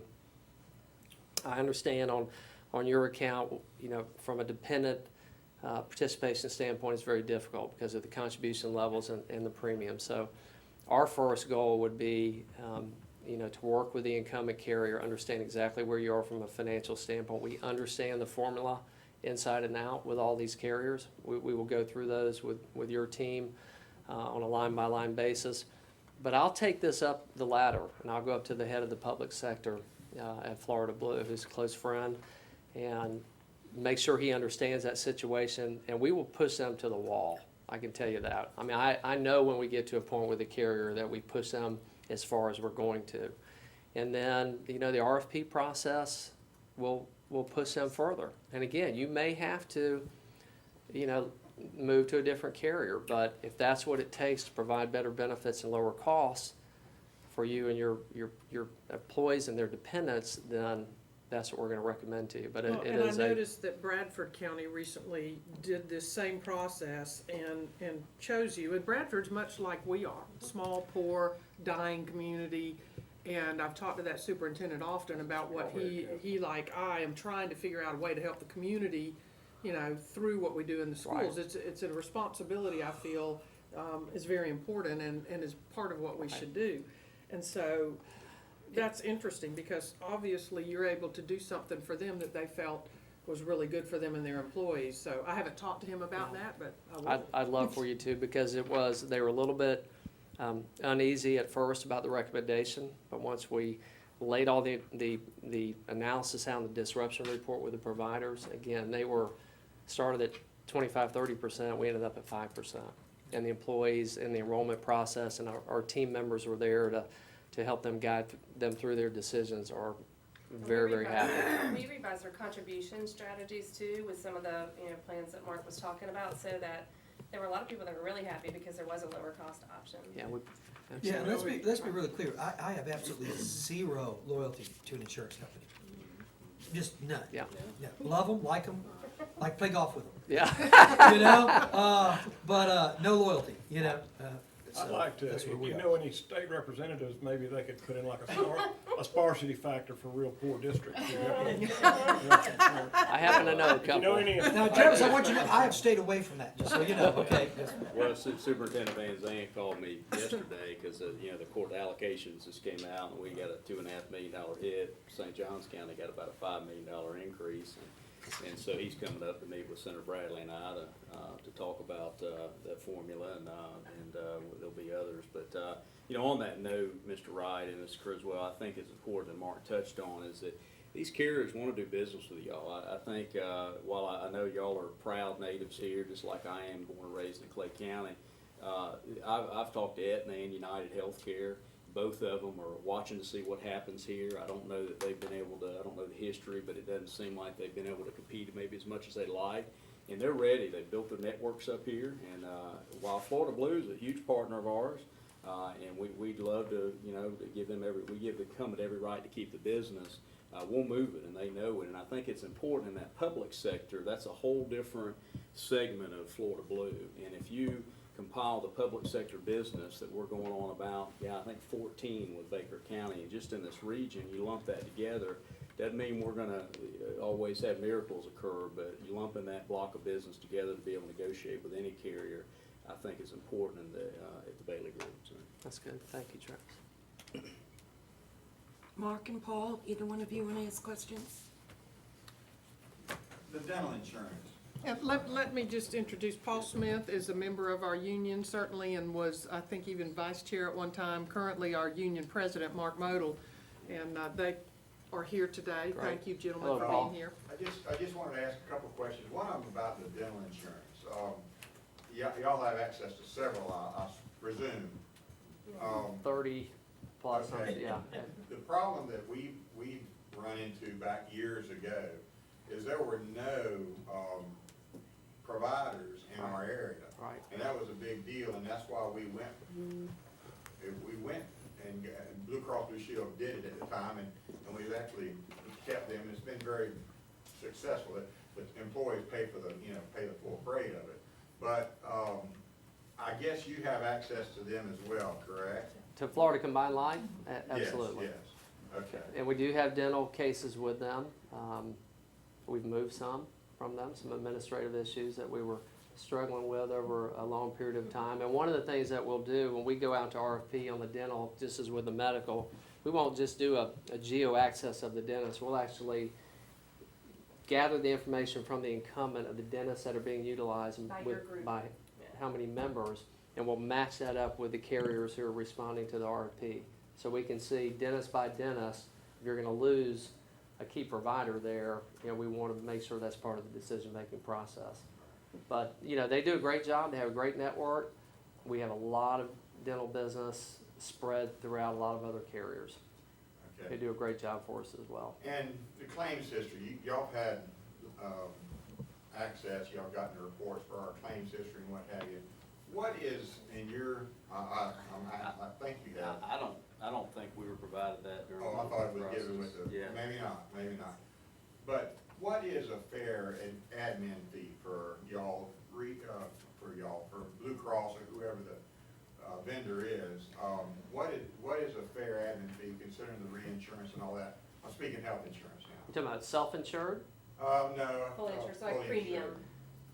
You talking about the actual administrative cost? Administrative cost, Okay. exactly.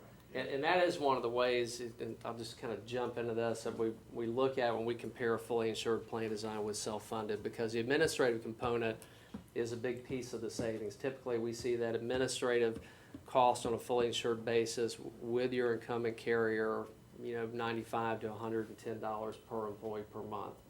On a self-funded basis, we tend to see that number more in the $45 range. So you immediately have you reduce that cost in half. Now, there are a lot of other components and a lot of discussions you have to have, an analysis that we have to go through to be sure if that's the right approach. But, the administrative costs do vary from a percentage of claims. They range anywhere from, I'd say, 14% to 24% of the premium, what we call the retention costs. And when we go through the renewal, the carriers do change the retention costs, what they call their pooling level or their stop loss internally. We go through those line by line and compare them to where they were last year and look at the trend assumptions. Again, all goes into the formula and impacts your renewal. And we push on those.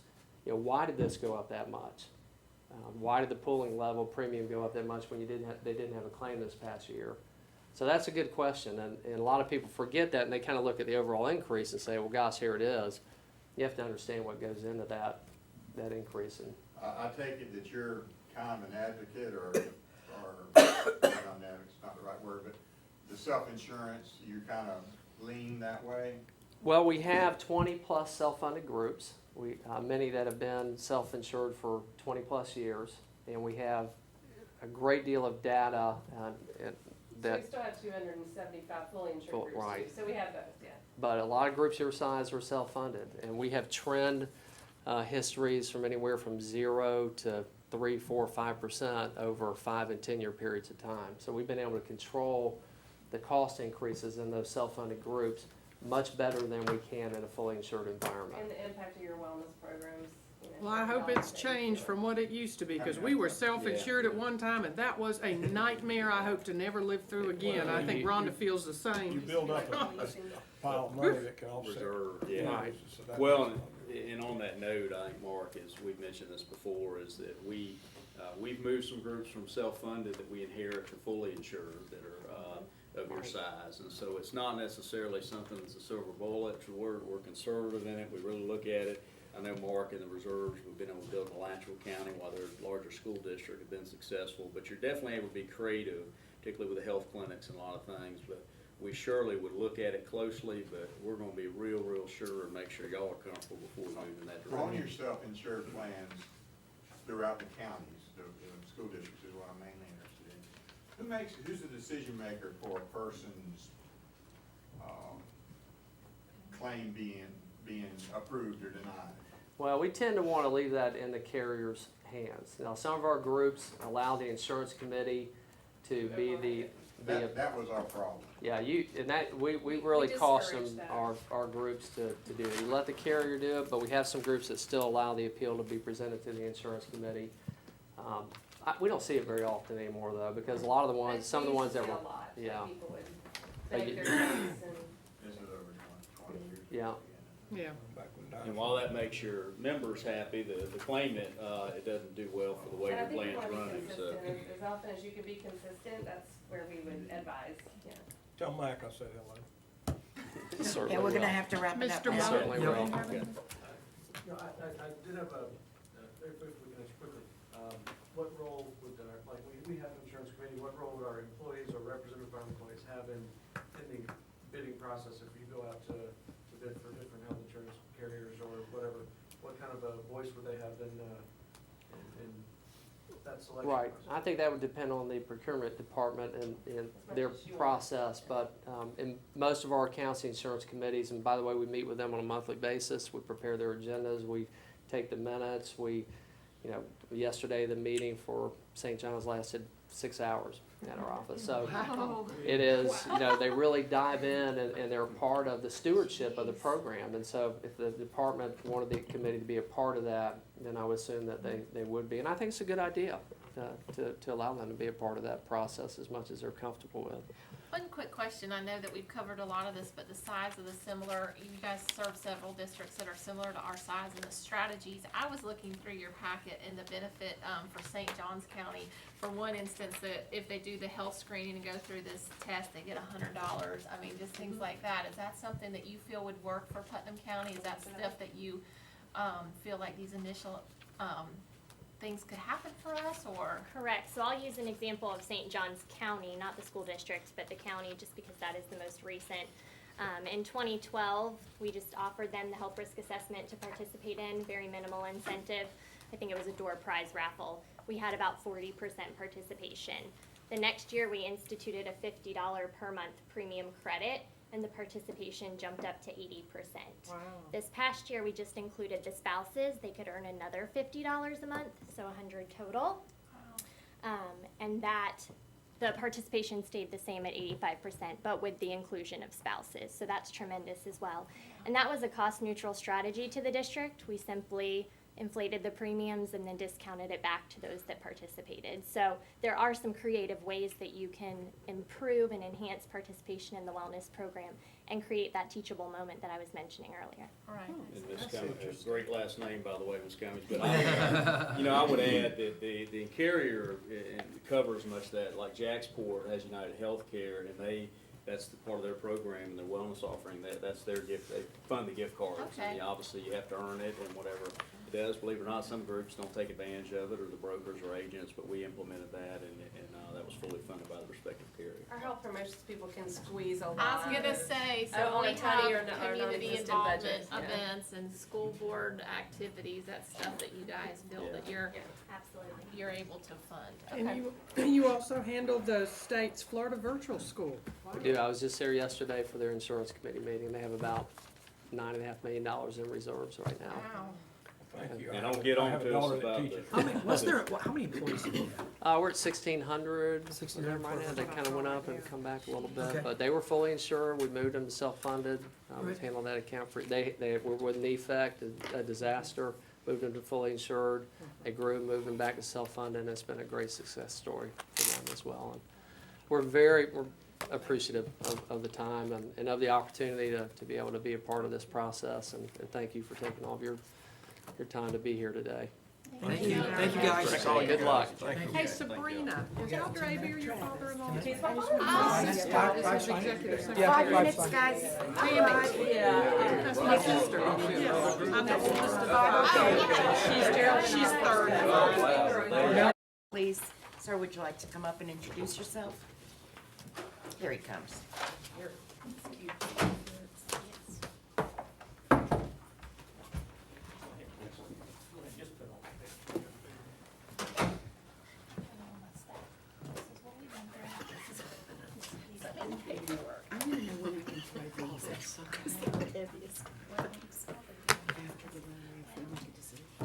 Good morning to everyone. Good morning. Hold on a minute, ladies. Good morning. That's, I'm sorry. that's okay. I'm learning. That's okay. First one I had all that quick. I wanted to say good morning to all the board members and Ms. Criswell and Mr. Douglas. I see he's not in, but wanted to say hello to him. But thank y'all for having us this morning. This is a real special treat to be here. As I kind of began working with y'all 21 years ago. And it's just been a real special relationship with Putnam County and with myself. But my name is Pat Hughes, and I'm the Regional Director for Campus Benefits. And I have a prepared statement by our company and our Chief Risk Strategist and Legal Counsel, John Dry. We applaud your interest in introducing the benefits broker concept of Putnam County Schools. The employee benefits staff under the leadership of Phyllis Criswell, Rhonda Odom, Tom Bates, and Debbie Decabellis is outstanding, and we are confirming something that you already know. Over the last year, they have taken tremendous strides to build a partnership with experts in the field to take employee benefits, compliance, education, and administration to the next level required under the Affordable Care Act and the desire of all your employees. They have investigated a new way of serving your employees with the broker model that can bring additional resources, services, and leverage. Building a team of professionals that can work together is critical to the success of offering the right benefits, education, and administration for Putnam County employees and the staff. However, in light of the information that has come to our attention and other information that remains unclear, we, Campus Benefits, have decided to withdraw from the RFP process at this time. We respect the board, the benefits committee, and the process, and we would eagerly participate in the process again when it is reviewed. Thank you. Thank you very much. Thank you very much. All right, time to go to lunch. We're gonna recess this meeting until 1:30 p.m. It is lunchtime and nap time. We have enough It is time for lunchtime in that. Palatka. 1:30. Now, it's 1:30. And we have Combined Benefits Group to give us our next presentation, please. If you'd come to the podium.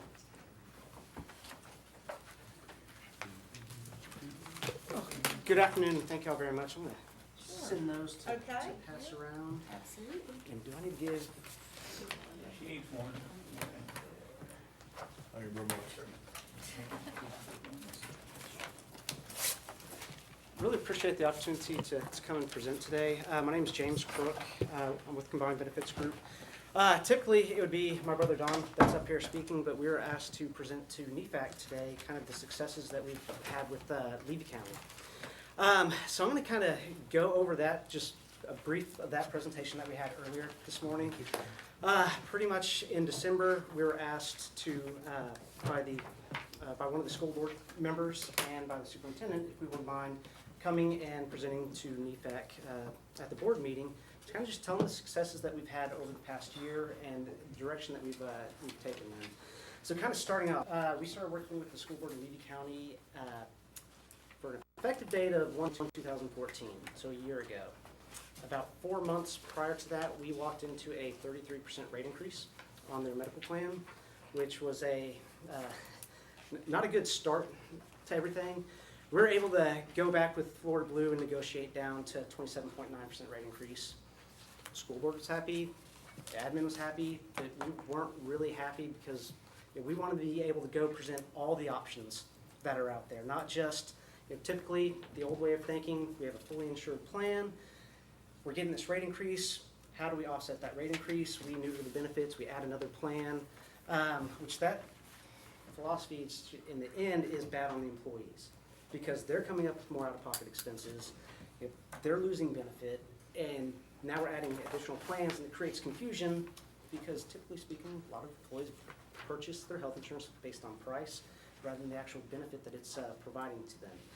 So we went out and said, let's look at going self-funded. ACA in 2000, when it was passed, provides certain advantages to going self-funded. We don't care what you do, just let us bring you some numbers back on that. But anytime we look at self-funding, we also have to look at cost containment strategies. How do we, health insurance is based on the cost of care, and it keeps rising, and we're not finding strategies to contain and curve that trend back down, then health insurance costs are going to keep going up and up and up. So we looked at being very aggressive and implementing a wellness center to where employees not only did it provide a way to cost containment where employees could go and receive care, but it provided first dollar benefit for employees to where they can go to the wellness center, not have to pay a copay, go through health risk assessments, and what we found is untreated people were going to the wellness center, oh, I have high blood pressure, high cholesterol, then they're getting the prescriptions that they needed, when in the past, they're looking at saying, oh, it's a $25 copay, $40 copay, I really can't afford that right now. So as far as what we kind of brought back to them was health center and self-funding. And anytime self-funding comes up, it's getting burned, but persistence of making sure that the plan was funded properly, making sure that we're covering all of our risks. We ended up coming in with an 18% rate increase rather than the initial 33% rate increase. And they decided, let's do this, let's implement this.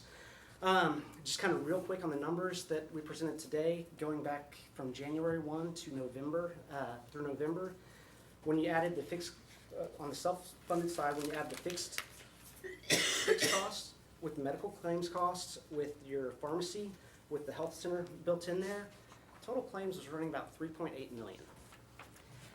Had we gone with Blue Cross Blue Shield's renewal at 27.9%, it would have cost them 5.9 million. So there's big savings when you think outside the box. Now, that's what they really wanted us to kind of present and go over with them, because there's been a lot of excitement, a lot of buzz going around about what Levy County had done. So I just wanted to bring that up before I get into my lovely presentation that goes more over the admin side of everything. Excuse me, sir, I'm very sorry I didn't tell you to start with, but we're allowing 15 minutes Yes. for presentation. You knew that? Yes, ma'am. Thank you, and we have a clock on you. Yep. Thank you, I'm sorry. No, not a problem. I'm just going to kind of run through this quickly. Introduction, Combined Benefits Group, we kind of use the tagline, we bring the best together. Benefits, education, technology, service and technology. Starting off, we're a family-owned and operated company that has been in business for over 40 years. Currently, my brother and I are the owners of the company. But we really concentrate on school systems. We work with over 70, both in Texas, where our home office is, in New Mexico, and here in Florida. Kind of going on that, when we look at the benefits program, you know, we create a benefits program customized to your needs and bring you all the options. It's not for us to come and say, you really need to go with this product and at this price. We're going to present multiple options and kind of guidance of, you know, reviewing what you currently have, analyzing it. Are there gaps? Are there not gaps? What's working? What's not? And bringing that back together for y'all to decide on a program that's fit for you. Once that's decided, it's really about employee engagement and education and making sure the employees know of your benefit program that's offered to them, to where, you know, I didn't know we had that. I didn't know that if I was pregnant, I should get on this plan because it's going to help out. It's really formulating a bunch of strategies, including the enrollment, education pieces, to make sure that employees are engaged and educated on your benefit program. Then it's the service part of it. Service, I'd like to say, since I'm over our administrative side, that we provide awesome customer service because that's my department. But really the administrative services that come in to making sure that you're compliant when it comes to your benefit program in general. And then technology, making sure that the technology that we're using is cutting edge, it's top of the market, it's out there to service and benefit you. So kind of briefly commented on the benefit program. Again, we review and analyze everything. If it works, it works. It's not our decision to say, oh, you need to switch it over to this. It's y'all's benefit program. We need to bring all options to the table for y'all to decide on that plan.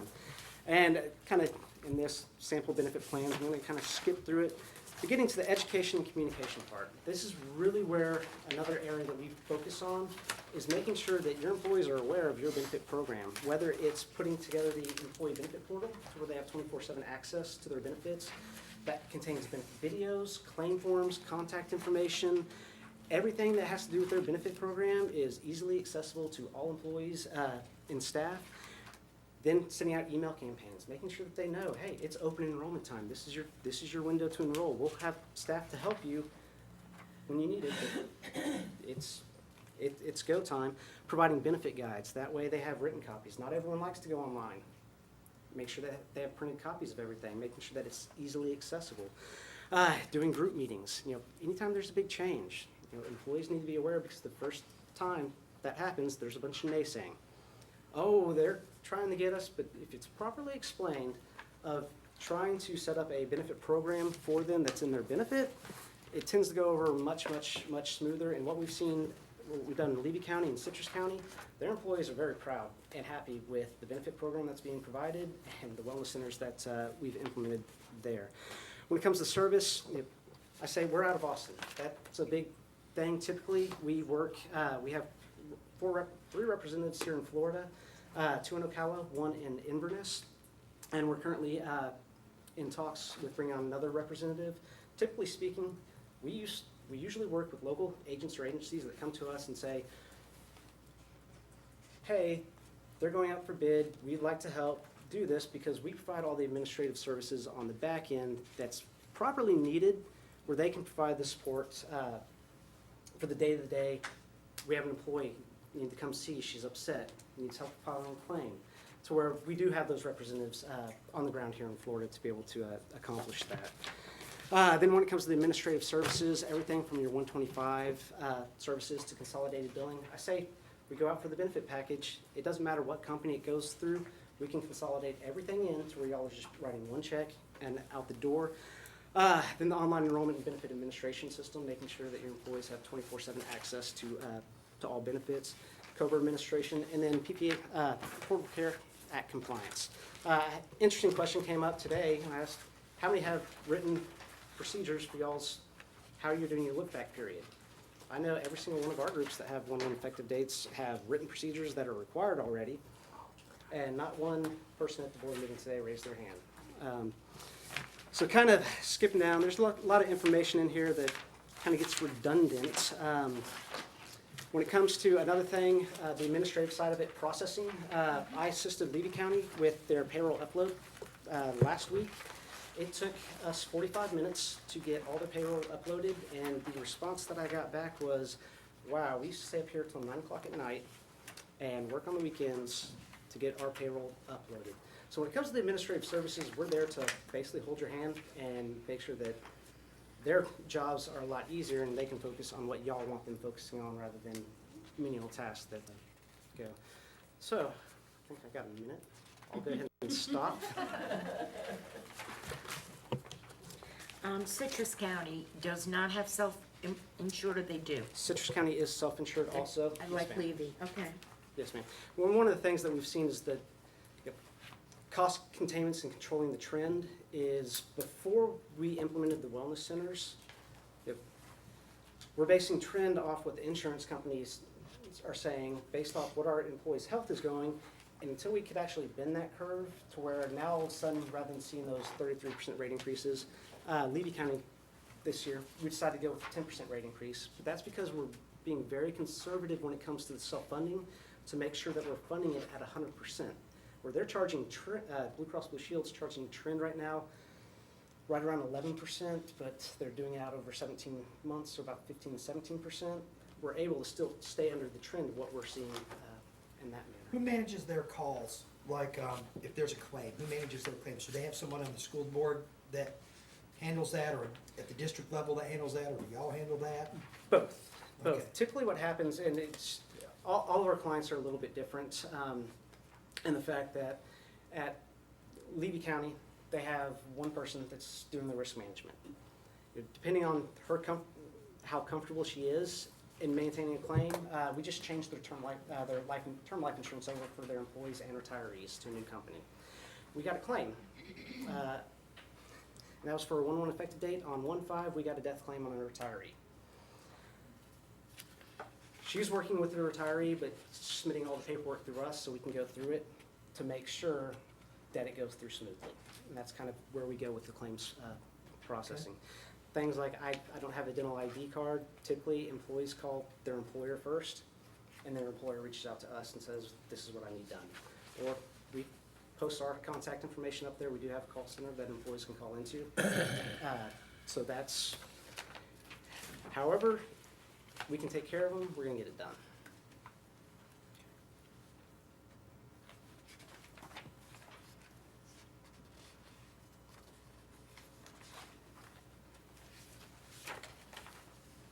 Are there any other questions from board members?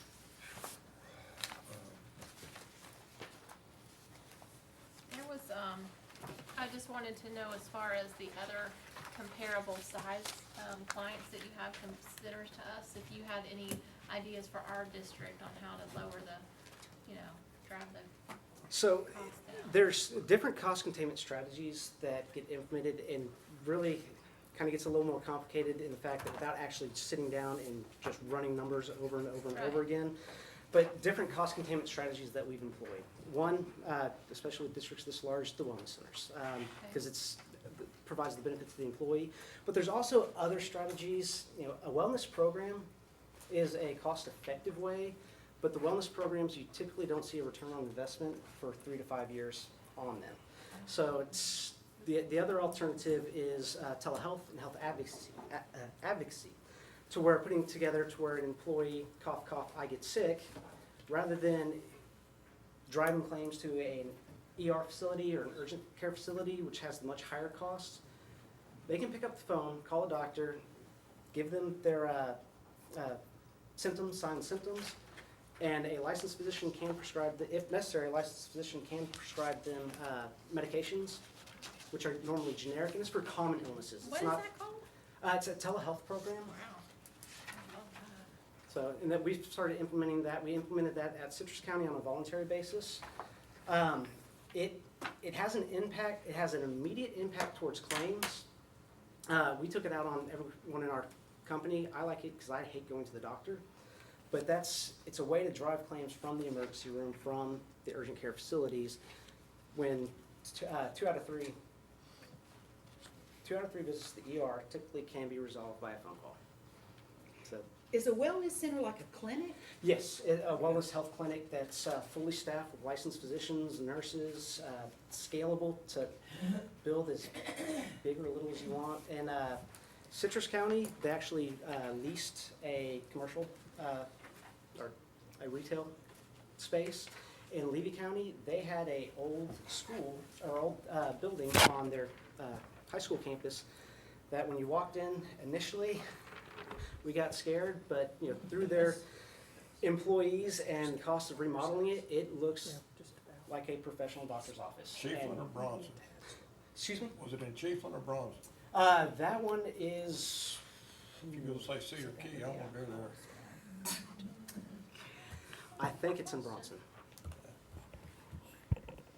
And the wellness clinics is something you establish and then we pay for the upkeep, or what's the How does that work? dynamic? of Correct. that? When it comes to establishing a wellness center, there's going to be upfront costs that typically built into the medical premiums.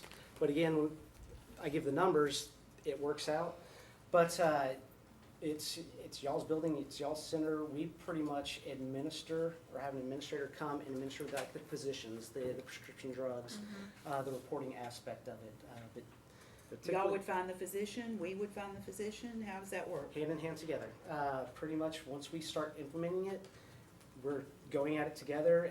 Y'all can sit in and, as we start finding the physicians, interview them. You don't have to sit in on all the interviews. Your say is just as important.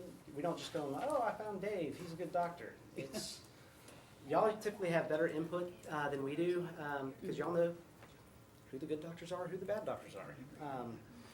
And that tends to what we've seen. We also, they share doctors. One of the doctors at Levy County also works at the wellness clinic in Ocala City. So he goes back and forth on that. You have or will you have a local presence in Putnam County if you were to get this award? Oh, yes. Let me we currently have 3 representatives. We're looking and talking to another one. None of them live in Putnam County, All right. but they live in counties that butt right up to Putnam County. So yes, it's less, if there's a problem, there's an issue, we could have someone here in less than an hour. We could do weekly employee orientations, benefit meetings. It's pretty much, we're here to support y'all's benefit program, not tell y'all what benefit program we're implementing for you. We're looking for somebody to advise and direct us and do what's best for our employees and what's works for your company. So, that's getting the best we can at the least cost. So, that's obvious, or we wouldn't be here, isn't it, Ms. Griswold? Ms. Crawford taught me that when I was one of her students. I should have remembered. Right.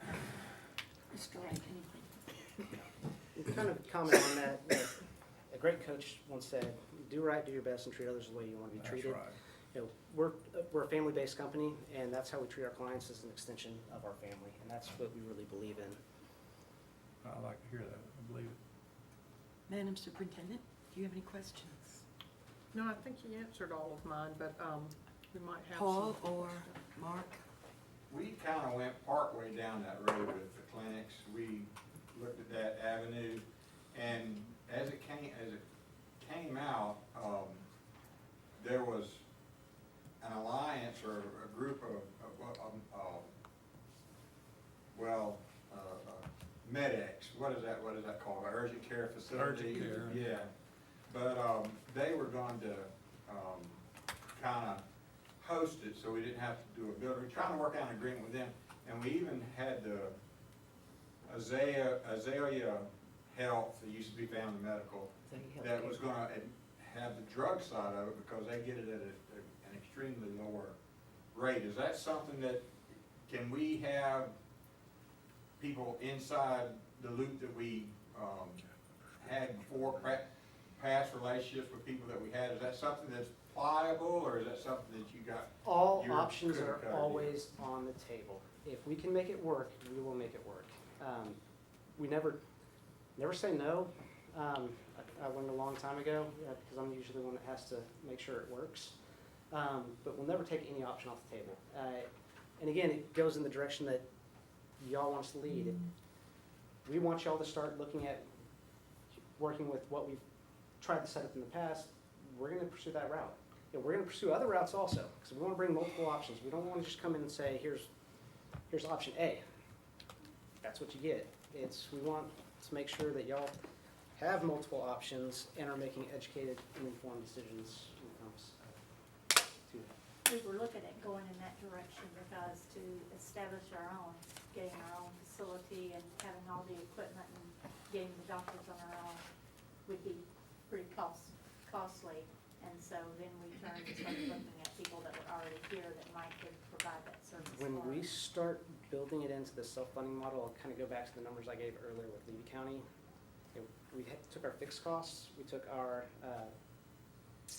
medical claims costs, we took our prescription costs, we added the cost of the wellness center in there. We're at 3.8 million over 11 months. Now, we funded higher than that. We didn't fund all the way up to the 27.9% rate increase, which was 5.9. But there's room to add it in there for a lot of different reasons. Your stop-loss carriers, if you start putting cost containment strategies in, those premiums start going down to help kind of cover those costs. One last question.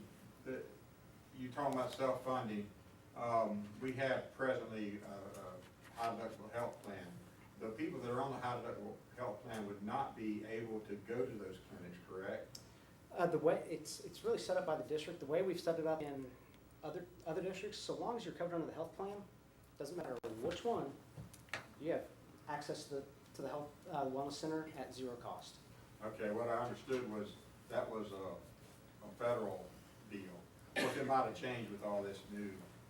No, it's pretty much, affordable care. we set up the wellness centers kind of as a first dollar benefit for employee, one is a first dollar benefit for employees, where all of a sudden you can go and get that care, but also as a cost containment strategy, because if you can't bend that curve, then we're in the same boat every single year, and I'm sitting in front of you saying, and we have a 26% rate increase on this, what do we want to do about it? And that's, that model no longer works. That seems to be about normal though, if it's what the employees feel. Got to think outside of the box. So you have individuals that can work, our employees, we have all kinds of employees at all different levels of education, and about 1,500 of them. So there are some employees that really need one-on-one, face-to-face help. Mhm. There are others that may want it in small groups. There are others that may want to do it over the phone. There are others that may want to, the younger ones coming in now may want to do it on their iPad. So all of those options are available. Yes, I mean, yes, oh yes, and I'm just that's, trying to make we sure I deal with so many school districts that everyone's the same but they're different in what they want. So we've learned to be very scalable in the services that we can provide and the face-to-face time that we can provide. Give you a good example, when I go out on some enrollments, depending on where I'm going, every single person comes and sees me because they're used to seeing me. They don't want to go do it on their own. Whereas there's other groups that, we got this taken care of, you don't even need to come out here. Well, we're here, we will, let us know. We try to be as hands-on or hands-off as y'all need us to be or want us to be. I'm sure you don't want me sitting right next to you every day, like, okay, what do you want I now? don't know, What do we you want might now? need you every day. But you'd be willing to also work with our insurance committee? Oh. Because they represent Yes, the definitely, employees, and probably we would want them to give input on what we're doing. And you're not tied to one insurance company, No, right? no, not at all. We What represent- insurance companies do you normally work with? I mean, when We you work with pursue? over 30 different Really, it insurance is 30. companies. Whoever has the best rate, I hope. Yeah. Best rate, best service. Best service. That's, we're not tied down to anyone. The way laws are set up. Yep. And we have employees that, God bless them, they don't understand insurance or they've had a bad experience with insurance, and trying to get them to do what they need to do, and of course it's kind of touchy because of, the Privacy Act and everything with health, but certainly we probably have some that need a little extra help or coaxing or, explaining or whatever. And that's a real concern of mine because of the employees that we have, and I just want to make sure they get the absolute best service and care we can, because some of them may need to be coaxed and helped along, and then once they see the benefits, or even incentives like, okay, if you come and you get checked out by your chosen doctor, or by, you go to wherever you decide to send them, that you've done this and your spouse has done that, okay, we're gonna take $100 off your monthly cost of your insurance, and not at the expense of the district, but do you understand what I'm saying? There's different wellness incentives that can be created into I'll answer two different things, because either one of them might answer it. One of them might not, though.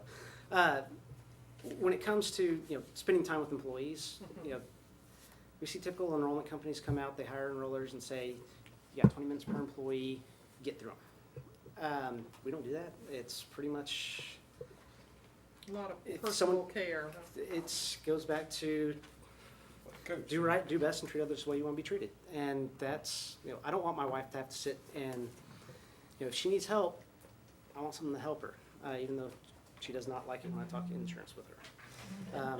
But when it comes down to it, it's making sure that those employees are taken care of, because happy employee, happy administration, happy board. Yes. And that's, Well, as we've talked about before, there's a bigger picture here that's happening. First of all, we're small, poor, and rural.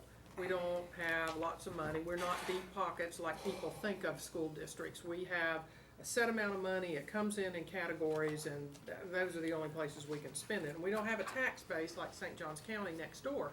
So our employees, many of them grew up here. They don't know anything else. They have fear of insurance, and certainly Tammy could give you all the kinds of questions that she gets.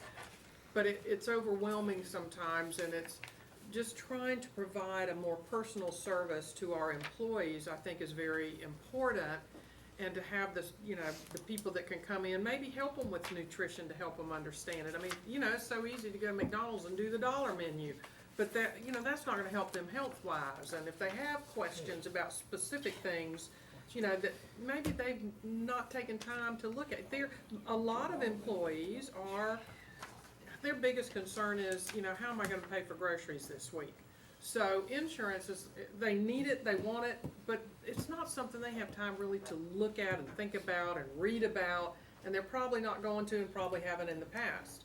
And then certainly any money that can be saved to the employees means that they're gonna spend it in the community, which is gonna help the community at large, which is, we're a huge part of that, and we have to be sensitive to that. I'd rather they spend their money here in the community, and help our community grow and prosper, than have to spend it on insurance. Do you understand what I'm saying? Yes, ma'am.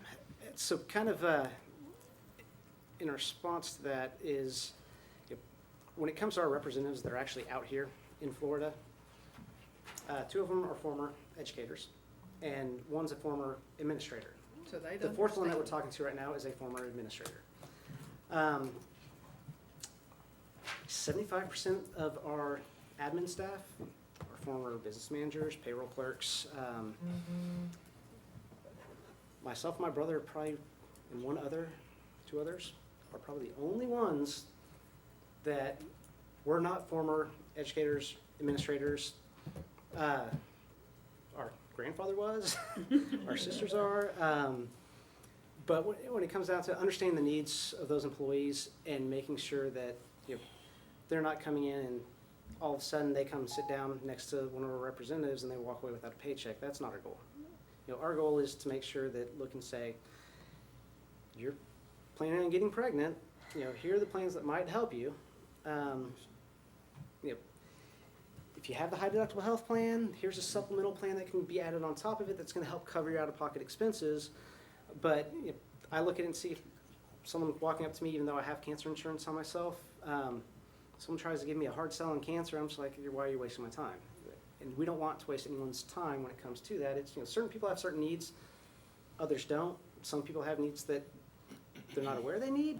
They don't think they can afford to have it, but they really need to have it so they can afford everything else. And we try to be as sensitive and to that as possible. Thank you very much. Mr. Modell, did you have any questions? I think, everything, I've asked them all. I know, I talk too much, don't I? Thank you so much. Very good. Appreciate the time that y'all have given. We thank you very much. I know y'all have a long day, so. And a hard decision. Yes. Very difficult decision. Thank you so much. It just made it a lot harder. See if the next group is here and take them Have a lot of early, or bells and Yeah. whistles, but he's sure I don't know if they are or not, but. I've heard this. You can see. Sure. Oh, definitely. We've got a 10-minute recess. Oh, I can. Pam, 10 minutes,